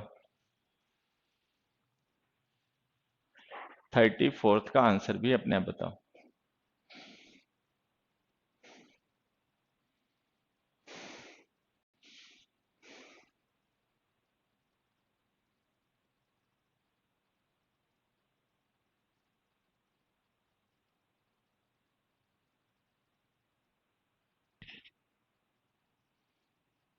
इफेक्ट आ जाएगा, ठीक है। अब देखो, जैसे हमने लिखा था salesman try to persuade them, कि कोई सेल्समैन है, उसने किन्हीं लोगों को बड़ा मनाने की कोशिश की, ठीक है, but with little no influence, लेकिन उससे कोई उसको मतलब रिजल्ट नहीं मिला। कोशिश उसने बड़ी की उन्हें परसुएड करने की, वो अलग बात है कि उसको रिजल्ट नहीं मिला। तो अगर हमें आउटकम का रेफर करना है, तो हमें रिजल्ट वर्ड यूज करना चाहिए। नहीं रिजल्ट वर्ड यूज करना है, तो हम उसकी जगह इफेक्ट भी लिख सकते हैं, लेकिन इन्फ्लुएंस मत लिखा करो। इन्फ्लुएंस पता है क्या, यहाँ पे परसुएड करना जो है ना, ये प्रोसेस, ये इन्फ्लुएंस है। कि हम किसी को परसुएड कर रहे हैं, मना रहे हैं, तो ये इन्फ्लुएंस है। अगर वो हमारे मनाने से मान जाए, ठीक है, तो ये उसका रिजल्ट है। तो अगर हमें किसी चीज के प्रोसेस को रेफर करना है, तो आप लिखो इन्फ्लुएंस। लेकिन जो उस प्रोसेस का रिजल्ट है, या जो उस प्रोसेस का एंड है, आउटकम है, उसको लिखना है, तो लिखो इफेक्ट, ठीक है। इफेक्ट बेटा बता तो रहा हूं, तुम उल्लू हो क्या? हाँ, जो बात बताई जा रही है बिल्कुल वही एकदम से पूछे दे रहे हो। भाई ध्यान से सुनो, तो ये भी क्या होता है, क्या परसुएड करना है, किसी को परसुएड करना है, मनाना है, ये इन्फ्लुएंस है। इन्फ्लुएंस इज द प्रोसेस, ठीक है। ये क्यों नहीं आएगा, वो क्यों नहीं आएगा, उल्लू ही आदमी हो नंबर एक के, वही बता रहे हो, तुम सुन नहीं रहे हो। अपने पूछने के चक्कर में इतना जोश में आ जाते हो कि दूसरा पर्सन बोल क्या रहा है वो सुन के राजी नहीं हो, ठीक है। हाँ? पहले सुनो, फिर सोचो, फिर समझने की कोशिश करो। नहीं समझ में आया तब फिर पूछो, ठीक है। तो यहाँ पे आप लिखो इफेक्ट, कि हमने किसी को परसुएड किया, हमने किसी को मतलब कोई काम करने के लिए मनाया, और अगर वो मान गया तो ये उसका रिजल्ट है, नहीं मान गया तो वो भी रिजल्ट है। और हमारा परसुएड करना है कि इन्फ्लुएंस जो हम उस पर यूज करते हैं, ठीक है। तो influence is the process, outcome is the result. Next देखो, the bride looked very beautiful on her marriage day, ठीक है। वेडिंग आ जाएगा। हमने क्या पढ़ा था कि अगर हमें इवेंट को रेफर करना है जिस दिन शादी होती है, तो वो इवेंट होता है वेडिंग। वेडिंग का मतलब है सेरेमनी या इवेंट, ठीक है। और मैरिज का मतलब होता है relation.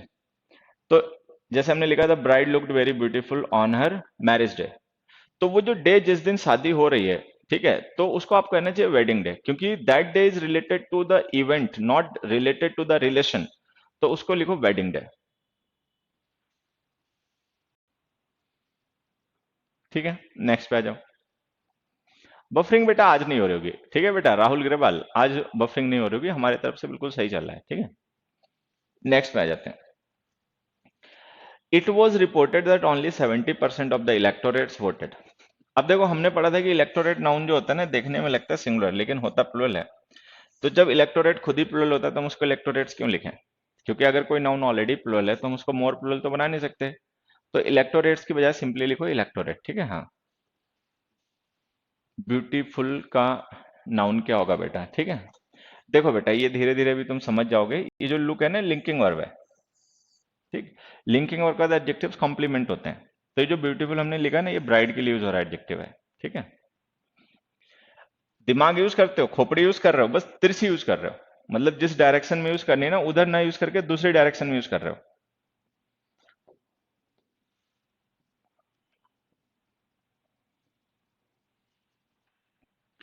This shepherd living in that village owned 50 kettles. Answer बताओ बच्चों। 37th क्वेश्चन का आंसर बताओ। This shepherd living in that village owned 50 kettles.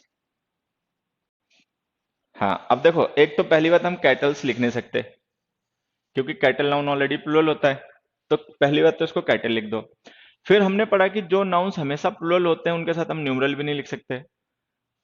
वही ये जो 1 2 3 4 5 होते हैं, न्यूमरल्स हम यूज करते हैं उन नाउन्स के साथ में जिनकी सिंगुलर फॉर्म भी होती है, यूनिट फॉर्म होती है। अब यूनिट फॉर्म तो कैटल की कोई होती नहीं क्योंकि ये नाउन हमेशा प्लुरल होता है। तो हम यहाँ पे लिखेंगे 50 हेड ऑफ कैटल। तो जैसे हम सीजर्स के केस में क्या करते हैं, पेयर को यूनिट मान लेते हैं, उसी तरीके से हम कैटल के केस में हेड को यूनिट मान लेते हैं। तो इसको हमें लिखना पड़ेगा 50 head of cattle.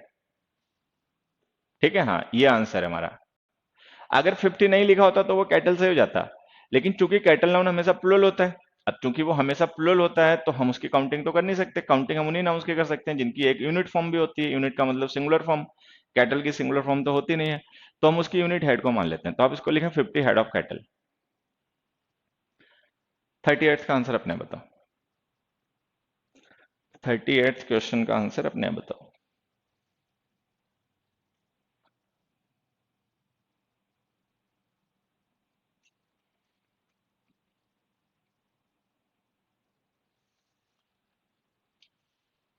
A remove हो जाएगा, बढ़िया। देखो, न्यूज जो होता है ना, ये अनकाउंटेबल नाउन होता है।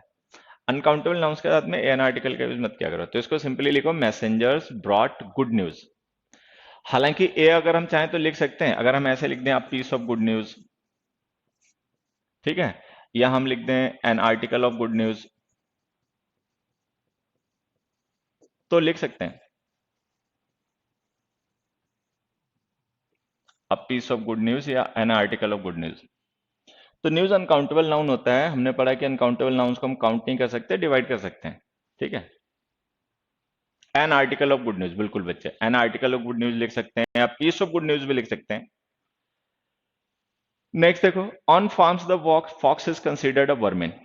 अब हमने पढ़ा कि वर्मिन है, इलेक्टोरेट है, कैटल है, जेंट्री है, ये वर्ड्स देखने में लगते हैं सिंगुलर लेकिन होते प्लुरल हैं। अब अगर वर्मिन प्लुरल होता है तो इसके साथ में ए आर्टिकल तो लिख नहीं पाएंगे क्योंकि एन आर्टिकल तो लिखे जाते हैं सिंगुलर नाउन के साथ में। तो जो हमने ए लिखा ना, वो रिमूव कर दो, सिंपली लिखो वर्मिन। वर्मिन का मतलब होता है हार्मफुल इंसेक्ट्स, एनिमल्स। जो हार्मफुल इंसेक्ट्स और एनिमल्स होते हैं जो हमारी फसलों को नुकसान पहुंचाते हैं, उन्हें वर्मिन कहते हैं। ठीक है। 40th का आंसर अपने बताओ।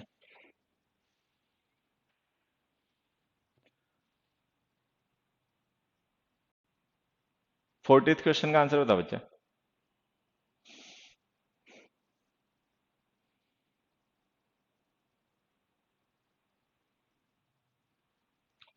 देखो, दो चीजें हैं। हमने पढ़ा था कि हम वर्ड्स इसे लिख सकते हैं अगर इसका मतलब शब्द हो तो।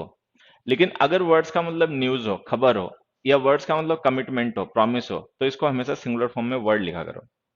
We have only his word for it that the cheque is in the post, कि मतलब हमारे पास केवल ऐसी न्यूज है कि चेक जो है वो पोस्ट के थ्रू भेज दिया गया। ठीक है। तो वर्ड्स, हम वर्ड नाउन जो होता है इसको हम प्लुरल फॉर्म में वर्ड्स लिख सकते हैं, लेकिन जब इसका मतलब हो शब्द। लेकिन अगर वर्ड का मतलब प्रॉमिस या कमिटमेंट हो या न्यूज हो, तो ये नाउन हमेशा सिंगुलर फॉर्म में लिखा करो, तभी अनकाउंटेबल होता है। हम्म।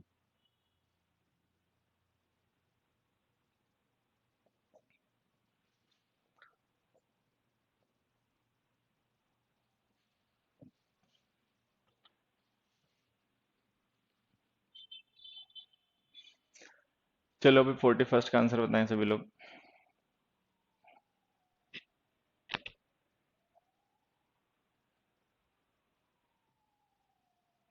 ठीक है। देखो, मैं बता देता हूँ। ये हमने फंडामेंटल्स में डिस्कस कर रखा है कि जो स्ट्रेटम वर्ड होता है ना, स्ट्रेटम, स्ट्रेटम का मतलब लेयर है, लेवल होता है।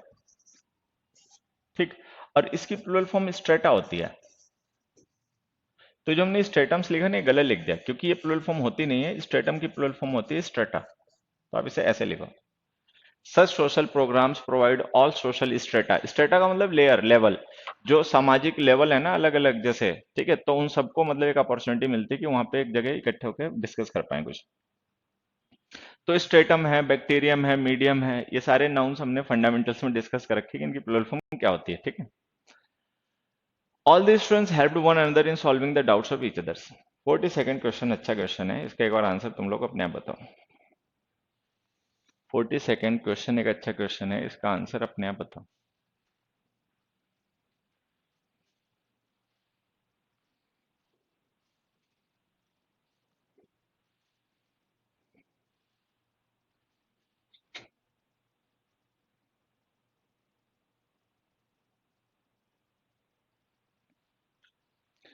देखो, जैसे हमने लिखा ना, all the students helped one another in solving the doubts of each others, तो हमने ऑफ प्रिपोजिशन के बाद में ना एक प्रोनाउन लिखा ईच अदर्स, जो कि पजेसिव केस में है।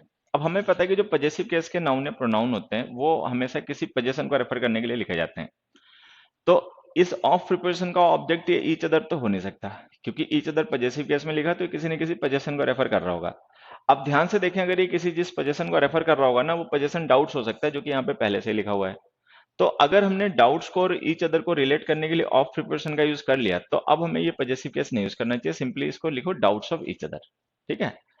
हाँ, the doubts of each other लिख दिया। अब मान लो कि हमें ईच अदर्स ही लिखना है, कि भाई हम तो ईच अदर्स ही लिखेंगे, तो अगर ईच अदर्स ही लिखना है ना, तो इसको ऐसे लिखो, ईच अदर्स डाउट्स।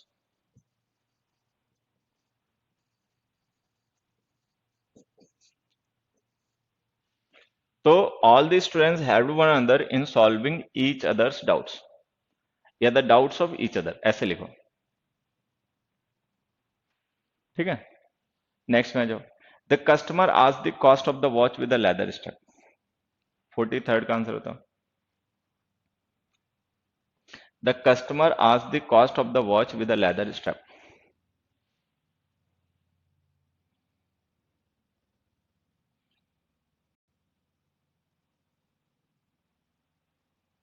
ठीक है, हाँ।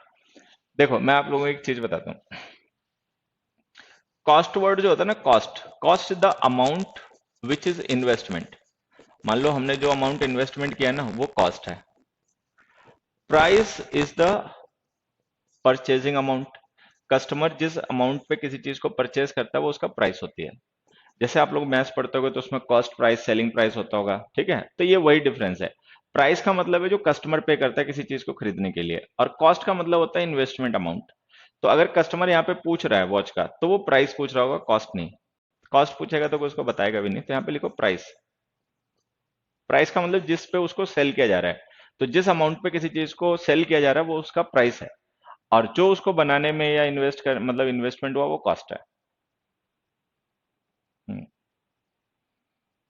नेक्स्ट देखो, द बिल्डिंग्स हाइट, ये तो आसानी है, the height of the building लिख दो। बिल्डिंग नॉन नॉन मतलब नॉन लिविंग थिंग है, तो इसके साथ में अपॉस्ट्रोफी का यूज मत करो, इसके साथ में ऑफ प्रिपोजिशन का यूज करो, the height of the building लिख दो।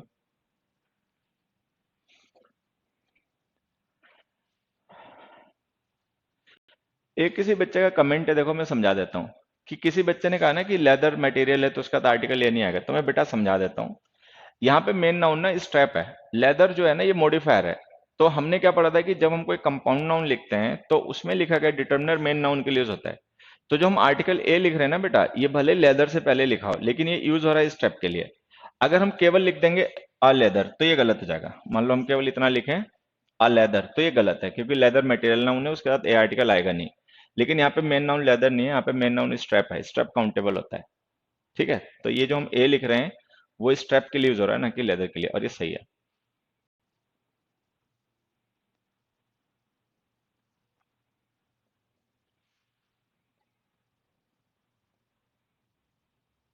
नेक्स्ट देखो,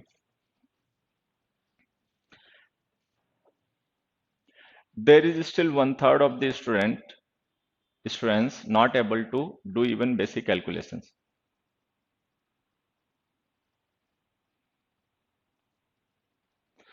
चलो भाई, 45th का आंसर बताओ।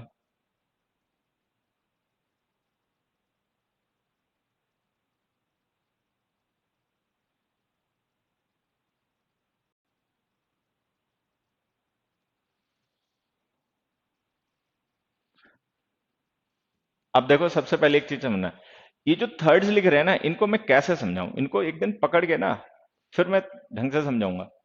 जब समझा दिया कि अगर हम किसी फ्रैक्शन को वर्ड्स में लिखें, उसका न्यूमरेटर प्लुरल हो तो प्लुरल फॉर्म में लिखा करो। यहाँ पे वन है, वन थर्ड का मतलब समझते हो? वन थर्ड का मतलब ये है कि एक हिस्सा, तो ये सिंगुलर है भाई। तो ये जो वन थर्ड हमने लिखा ना, ये सही है। लेकिन ध्यान देना, ये वन थर्ड जो है ना, फ्रैक्शन है। अच्छा, हमने पढ़ा था कि फ्रैक्शन का अपना कोई नंबर नहीं होता है, ना सिंगुलर ना प्लुरल। फ्रैक्शंस का नंबर वही होता है जो उनके टोटल का नंबर हो। अब फ्रैक्शन का टोटल है यहाँ पे प्लुरल, स्टूडेंट्स। तो स्टूडेंट्स का वन थर्ड है, तो ये भी प्लुरल हो जाएगा। ठीक है, तो इसके अकॉर्डिंग वर्ब लिखोगे तो यहाँ पे आर आ जाएगा। तो आंसर ये है। देखो ये जो हम वर्ब इज लिख रहे हैं ना, ये वर्ब वन थर्ड के अकॉर्डिंग यूज हो रही है। अच्छा, वन थर्ड है फ्रैक्शन, तो हमने पढ़ा कि जैसे वन थर्ड ऑफ है, हाफ ऑफ है, मोस्ट ऑफ है, सम ऑफ है, अ लॉट ऑफ है, ठीक है, थ्री फोर्थ ऑफ है, ये सब फ्रैक्शंस होते हैं। फ्रैक्शंस का अपना कोई डेफिनेट नंबर नहीं होता, उनका नंबर वेरी करता रहता है उनके टोटल के अकॉर्डिंग। ठीक है, टोटल का मतलब जो ऑफ के बाद लिखा गया नाउन होता है वो। तो ऑफ के बाद लिखा गया नाउन अगर सिंगुलर है तो फ्रैक्शन भी सिंगुलर, वो अगर प्लुरल है तो फ्रैक्शन भी प्लुरल। अब यहाँ पे वन थर्ड ऑफ के बाद में हमने नाउन लिखा है द स्टूडेंट, जो कि प्लुरल है। तो अगर द स्टूडेंट्स प्लुरल है तो वन थर्ड भी प्लुरल हो जाएगा, और जब वन थर्ड प्लुरल हो जाएगा तो उसके अकॉर्डिंग वर्ब हमें यहाँ पे इसकी जगह लिखनी पड़ेगी are. There are still one third of the students. ठीक है, हाँ। थर्ड्स मत लिखो देवी जी, थर्ड्स मत लिखो, क्यों दिमाग मेरा खा रहे हो तुम लोग। जब न्यूमरेटर प्लुरल हो तो थर्ड्स लिखा करो। जैसे हम लिखेंगे टू थर्ड्स, क्योंकि टू थर्ड्स का मतलब हो गया दो थर्ड। ठीक है, लेकिन वहां पे वन लिखा है, थर्ड्स मत लिखो, समझ जाओ कुछ बात को। चलो 46 का आंसर बताओ। This scientist have already spent 1.5 year on this project. ये तो आसान है। वन एंड हाफ मतलब वन और हाफ, एंड का मतलब प्लस होता है, तो वन और उसमें हाफ हमने प्लस कर दिया, जोड़ दिया। तो ये न्यूमरल हमारा प्लुरल बन गया, मोर देन वन हो गया। तो इसके साथ जो हम नाउन लिखेंगे वो प्लुरल फॉर्म में लिखना पड़ेगा, ईयर्स। तो इसको लिखो 1.5 years। ठीक है। अच्छा, फिर हमने एक और भी तरीका पढ़ा था कि अगर हम चाहें तो इसको ऐसे भी लिख सकते हैं 1.5 year।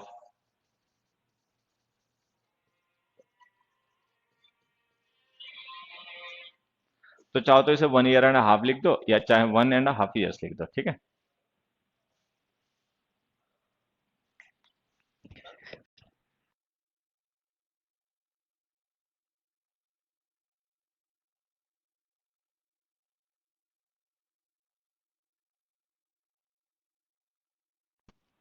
47th में हमने लिखा this multinational company has its headquarter in Dubai. तो देखिए हमने पढ़ा था कि हेडक्वार्टर्स है, वेयर अबाउट्स है, स्पीसीज है, इनिंग्स है, इन नाउन्स की सिंगुलर प्लुरल फॉर्म सेम होती है, तो इसको हेडक्वार्टर्स ही लिखा करो, यही इसकी फॉर्म होती है सिंगुलर, यही होती है इसकी प्लुरल। 48 में हमने लिखा we needed to get to Mumbai but we had no mean of transport. तो इसको लिखो मीन्स। मीन्स का मतलब होता है मीडियम, साधन। मीन का मतलब अगर तुम्हें अब तक ध्यान रह गया तो हमने पढ़ा था कि मीन्स का मतलब होता है रिसोर्सेज। मतलब मीन्स का मतलब रिसोर्सेज भी होता है, मीन्स का मतलब मीडियम भी होता है। ठीक है। एक दो बच्चे हैं जो इट्स लिख रहे हैं, बेटा तुम कुटोगे मेरे से बहुत ज्यादा, मूर्खता कम दिया करो। सीधा सीधा नहीं दिख रहा कि हेडक्वार्टर्स होता है। हेडक्वार्टर से सिंगुलर फॉर्म में, हेडक्वार्टर से बेटा प्लुरल फॉर्म में, क्रॉस रोड से सिंगुलर फॉर्म में, क्रॉस रोड से प्लुरल फॉर्म में। ठीक है, हाँ। चलो, ये देखो मैं समझा देता हूं। तो जैसे ये मीन नाउन है ना, मीन का मतलब होता है एवरेज, मिड वैल्यू। ठीक है। अब मीन्स का मतलब होता है साधन, किसी काम को करने का जरिया। तो मान लो अगर हम कहीं आना जाना चाहते हैं तो उसके लिए हमें कोई मीन्स की जरूरत पड़ेगी, तो वहां पे लिखो मीन्स ऑफ ट्रांसपोर्टेशन।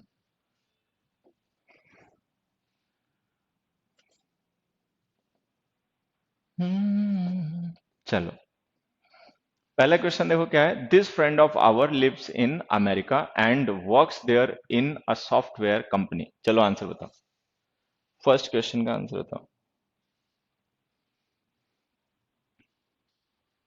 हाँ बेटा, मीन्स ऑफ ट्रांसपोर्ट ये लिखो। बेटा उल्लू हो तुम।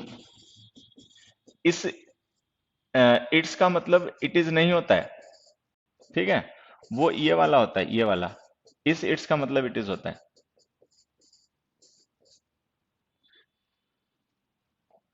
चलो 49 का आंसर बताओ। This friend of our lives in America.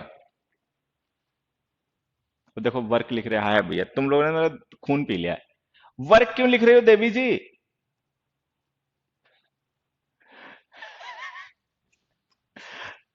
मैं पढ़ाना वढ़ाना छोड़ छाड़ दूंगा, समझे? इमरान ज्यादा दुखी ना करो। देखो, वर्क वर्क अगर नाउन होगा तो इसकी सिंगुलर फॉर्म होती है ये, अगर नाउन हो तो। लेकिन बेटा वर्क वर्ब भी तो होता है ना, अगर ये वर्ब होगा तो इसकी सिंगुलर फॉर्म होगी ये। ये इसी में बेचारे बच्चे इंग्लिश में दुखी हो जाते हैं, वो सोचते हैं क्या याद करें यार, कितना याद करें। बेटा ये वर्क्स यहाँ पे वर्ब है, नाउन नहीं है। अगर ये नाउन होता ना तो हम इसको सिंगुलर फॉर्म में लिखते, वो वर्ब है। और ये दिस फ्रेंड उसका सब्जेक्ट है, दिस फ्रेंड सिंगुलर सब्जेक्ट है, इसलिए वर्ब हमने सिंगुलर वर्क्स लिखी है, वो सही है। देखो, छोटा सा आंसर है, ऐसे बता देता हूँ। ये जो हमने आवर लिखा ना, ये डिटर्मिनर है। कल हमने क्या पढ़ा था कि आवर है, माई है, योर है, ठीक है, ये डिटर्मिनर्स होते हैं। तो पहली बात, अगर ये डिटर्मिनर है तो हम इसको बिना नाउन के नहीं यूज कर सकते। दूसरा, हम इसको ऑफ प्रिपोजिशन का ऑब्जेक्ट बना के भी नहीं लिख सकते। तो इस डिटर्मिनर को हटाओ और इसकी जगह प्रोनाउन लिखो hours, this friend of hours, ठीक है। तो ये लिखो, तो आवर्स जो है ना वो प्रोनाउन है। We can use it as an object to preposition of, but our is a determiner and can't be used as an object to some preposition, ठीक है। नेक्स्ट देखो, it is a rare species. देखो, हमने पढ़ा था species noun की singular और plural form species ही होती है, यही इसकी सिंगुलर फॉर्म है, यही इसकी प्लूरल फॉर्म है। लेकिन यहाँ पे इस नाउन के लिए जो हमने प्रोनाउन यूज किया ना इट, वो सिंगुलर है। तो अगर हम इट प्रोनाउन यहाँ पे सिंगुलर लिख रहे हैं तो इसका मतलब स्पीसीज नाउन यहाँ पे सिंगुलर है। क्योंकि अगर ये प्लूरल होता है ना तो हम इसके लिए लिखते दीज। तो अगर हम इट लिख रहे हैं तो इसका मतलब स्पीसीज नाउन सिंगुलर है। फिर हमें पता है कि स्पीसीज नाउन के सिंगुलर और प्लूरल दोनों फॉर्म यही होती हैं। तो जिन नाउन्स के सिंगुलर और प्लूरल दोनों ही फॉर्म होती हैं वो काउंटेबल होते हैं। काउंटेबल नाउन सिंगुलर नंबर में बिना आर्टिकल के नहीं लिखने चाहिए। तो लिखो अ रेयर स्पीसीज। फिर से देखो, मैं एक बार समझा देता हूँ। स्पीसीज नाउन के सिंगुलर और प्लूरल दोनों फॉर्म स्पीसीज होती हैं, ठीक है। यहां पर हमने स्पीसीज जो नाउन है उसके लिए एक प्रोनाउन यूज कर रखा है इट, इट होता है सिंगुलर। तो अगर इट यहाँ पे हम सिंगुलर प्रोनाउन यूज कर रहे हैं तो इसका मतलब स्पीसीज जो नाउन हम यहाँ पे यूज कर रहे हैं ये प्लूरल नहीं सिंगुलर नंबर में है। तो अगर ये सिंगुलर नंबर में है तो ये काउंटेबल है और बिना आर्टिकल के नहीं लिख पाएंगे, तो ए लिख दो, ठीक है। अगला देखो, नेक्स्ट देखो बच्चे।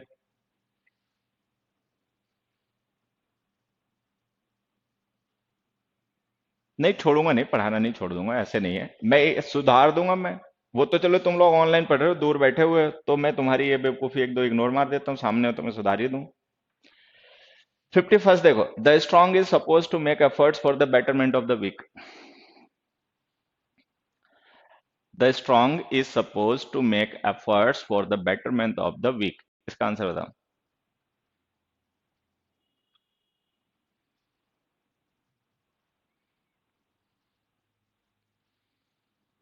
देखो अब समझना, ये स्ट्रॉन्ग एडजेक्टिव है, ठीक है, द आर्टिकल है। हमने पढ़ा कि जब हम किसी एडजेक्टिव के साथ में जो किसी ह्यूमन क्वालिटी को डिस्क्राइब करें द आर्टिकल लिखकर यूज करते हैं तो वो कॉमन नाउन बन जाता है प्लूरल नंबर का, और उसका मतलब हो जाता है उस टाइप के सारे लोग। जैसे द पुअर का मतलब हो गया पुअर पीपल, द रिच का मतलब हो गया रिच पीपल, द नीडी का मतलब हो गया नीडी पीपल। वैसे द स्ट्रॉन्ग का मतलब हो गया स्ट्रॉन्ग पीपल। तो ये प्लूरल हो गया, अगर ये प्लूरल हो गया तो इसका वर्ब हमें लिखनी पड़ेगी आर।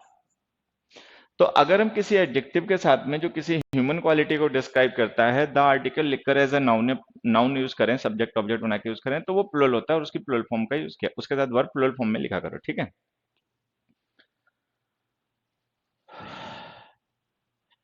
52nd तो मुझे लगता है आसान है, आंसर बता पाओगे तुम लोग। 3/4 money shall be invested in unit link plans, ठीक है। अब देखो, यहाँ पे मेन नाउन जो है ना वो मनी है, और जो 3/4 है वो इसका मॉडिफायर है। तो हमने पढ़ा कि नाउन मॉडिफायर्स प्लूरल फॉर्म में तो नहीं लिखे जा सकते, तो ये हमने फोर्स लिखा ना, ये गलत है। इसको लिखो 3/4 money, 3/4 money shall be invested. अच्छा, अगर फोर्थ से लिखना है तो पता हम इसे कैसे लिख सकते हैं, तो हम इसे ऐसे लिख सकते हैं 3/4 of the money, 3/4 of the money,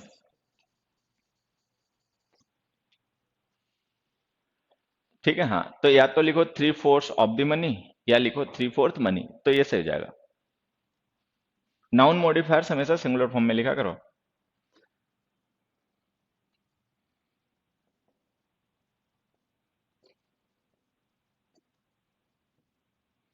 next देखो, 1/3 of the cattle grazing in the meadow is mine. 53rd का आंसर बताओ बच्चों।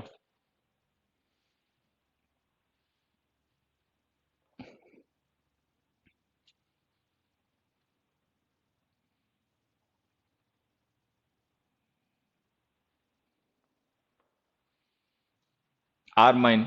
देखो पता है यहाँ पे क्या है, अब ये जो सब्जेक्ट हमने लिखा है ना 1/3 है। अब चूंकि 1/3 है, ये फ्रैक्शन है, तो इसका सिंगुलर भी हो सकता है प्लूरल भी हो सकता है, लेकिन यहाँ पे देखो इसका जो हमने टोटल लिखा है ना, कैटल, कैटल नाउन प्लूरल है।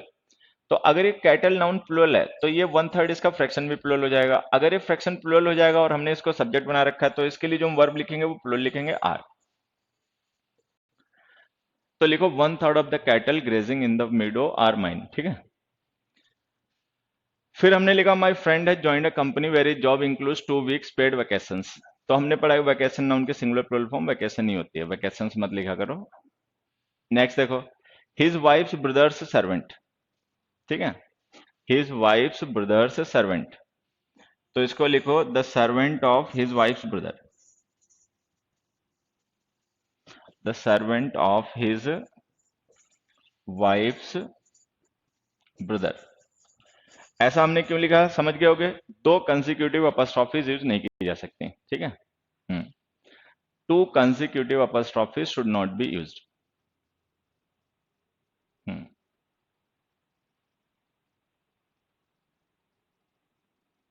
ठीक है। नेक्स्ट देखो,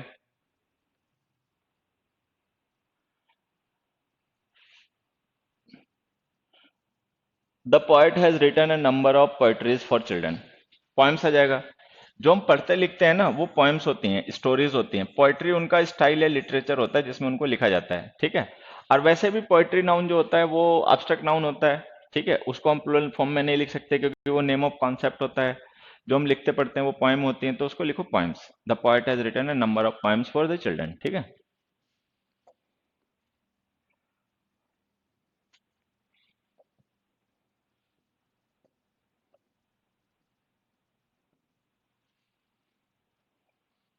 चलो नेक्स्ट क्वेश्चन का आंसर बताओ।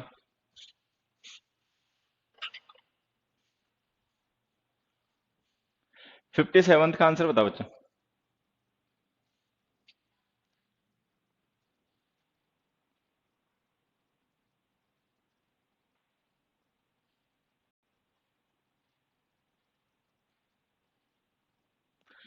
अब देखो ये जो 57th वाला हमने क्वेश्चन लिखा है ना, ये हमने फंडामेंटल्स में कॉन्सेप्ट डिस्कस किया, ऐसा समझना। जैसे हमने एक नाउन लिखा मैन ईटर, और हमें इसको प्लूरल फॉर्म में लिखना है। तो हमने फंडामेंटल में जो हमारा वीडियो है, नंबर जिसमें चेंज करना डिस्कस किया, उसमें हमने ये पढ़ा होगा कि अगर किसी कंपाउंड नाउन में मैन और वुमेन सब्जेक्ट के तरीके से यूज किए जाएं तो दोनों वर्ड प्लूरल कर दिया करो। लेकिन अगर हम मैन और वुमेन का यूज करें किसी कंपाउंड नाउन में एज एन ऑब्जेक्ट, तो फिर मेन वर्ड को प्लूरल क्या करो, इन्हें प्लूरल मत क्या करो। तो मैन ईटर की प्लूरल फॉर्म लिखने के लिए हमें इसका मीनिंग समझना पड़ेगा। अब देखो, एक तो इसका मीनिंग हो सकता है वन हु ईट्स मैन, कि भाई मैन ईटर का मतलब हम ये मान लें वन हु ईट्स मैन, नरभक्षी, मनुष्य को खाने वाला। या हम इसका मतलब ये मान लें a man who Yeats, a man who Yeats. अगर इसका मतलब होगा वन हु ईट्स मैन, तो मैन हो जाएगा ऑब्जेक्ट, क्योंकि ईट करने वाला कोई और हो गया, ठीक है। अगर इसका मतलब होगा मैन हु ईट्स, तो मैन हो जाएगा सब्जेक्ट, ठीक है।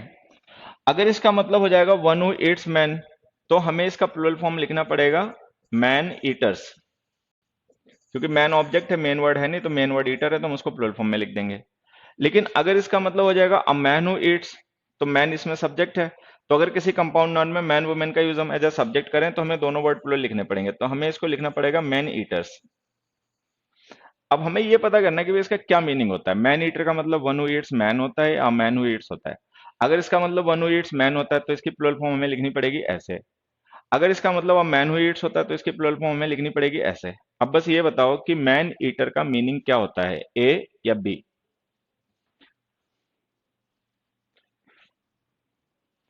मैन ईटर का मतलब क्या होता है, वन हु ईट्स मैन या मैन हु ईट्स।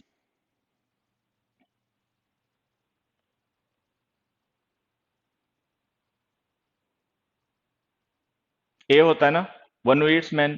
तो मैन ईटर का मतलब नरभक्षी, मनुष्य को खाने वाला। तो इसमें मैन ऑब्जेक्ट है, सब्जेक्ट नहीं है, तो इसकी प्लूरल फॉर्म ये है, ये गलत हो गई, ठीक है। तो जो हमने मैन ईटर्स लिखा ना, ये गलत है, इसको लिखो मैन ईटर्स। मैन ईटर्स का मतलब दोज हु ईट मैन, नरभक्षी, मनुष्य को खाने वाले। तो अगर किसी कंपाउंड नाउन में मैन वुमेन का यूज एज ए सब्जेक्ट करें तो फिर दोनों वर्ड प्लूरल क्या करो, अगर हम इनका यूज एज एन ऑब्जेक्ट करें और सब्जेक्ट कोई और हो तो फिर इन्हें प्लूरल मत क्या करो, ठीक है। फंडामेंटल्स के वीडियोस में ये कॉन्सेप्ट समझा रखा है, वहां से देखना। 53rd पे आ जाते हैं। 53rd में हमने लिखा था tourist are expected to have a good weather on their trip. अभी जो गुड वेदर हमने लिखा ना अनकाउंटेबल नाउन है। Weather is the name of the state of atmosphere, atmosphere की स्टेट का नाम वेदर होता है। तो ये नेम ऑफ स्टेट होता है तो इसलिए एब्स्ट्रैक्ट नाउन है, इसको प्लूरल फॉर्म में मत लिखो, ठीक है। वेदर को अनकाउंटेबल होता है, वेदर है, बिहेवियर है, फर्नीचर है, ये सब अनकाउंटेबल नाउन होते हैं, इनको सिंगुलर फॉर्म में लिखा करो हमेशा और इनके साथ एन आर्टिकल में लिखा करो। 59 देखो, drinking and driving is one of the most common reasons of road accidents. Causes, road accidents तो हैपनिंग होते हैं, उनके पीछे कोई लॉजिक तो होता नहीं, कोई जानबूझ के तो करता नहीं है, तो यहाँ पे लिखो कॉजेस। फिर हमने लिखा early retirement is a relatively new phenomena in European countries. अब देखो ये भी हमने फंडामेंटल में कॉन्सेप्ट डिस्कस कर रखा है कि जो फिनोमिना होता है ना नाउन, ये होता है प्लूरल, इसकी सिंगुलर फॉर्म होती है फिनोमिनन। अच्छा यहाँ पे वर्ड होना सिंगुलर ही चाहिए। ये वर्ड सिंगुलर इसलिए होना चाहिए क्योंकि इसके साथ एक तो हमने आर्टिकल ए लिख रखा है और दूसरा इसके थ्रू जिस वर्ड को हम रेफर कर रहे हैं अर्ली रिटायरमेंट, वो सब्जेक्ट सिंगुलर है। तो अगर ये फिनोमिना सिंगुलर हो तब तो ये ठीक है, लेकिन हमें पता है ये सिंगुलर होता नहीं है, इसकी सिंगुलर फॉर्म होती है फिनोमिनन।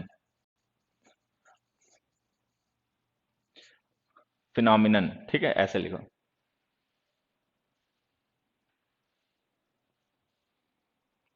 ठीक है।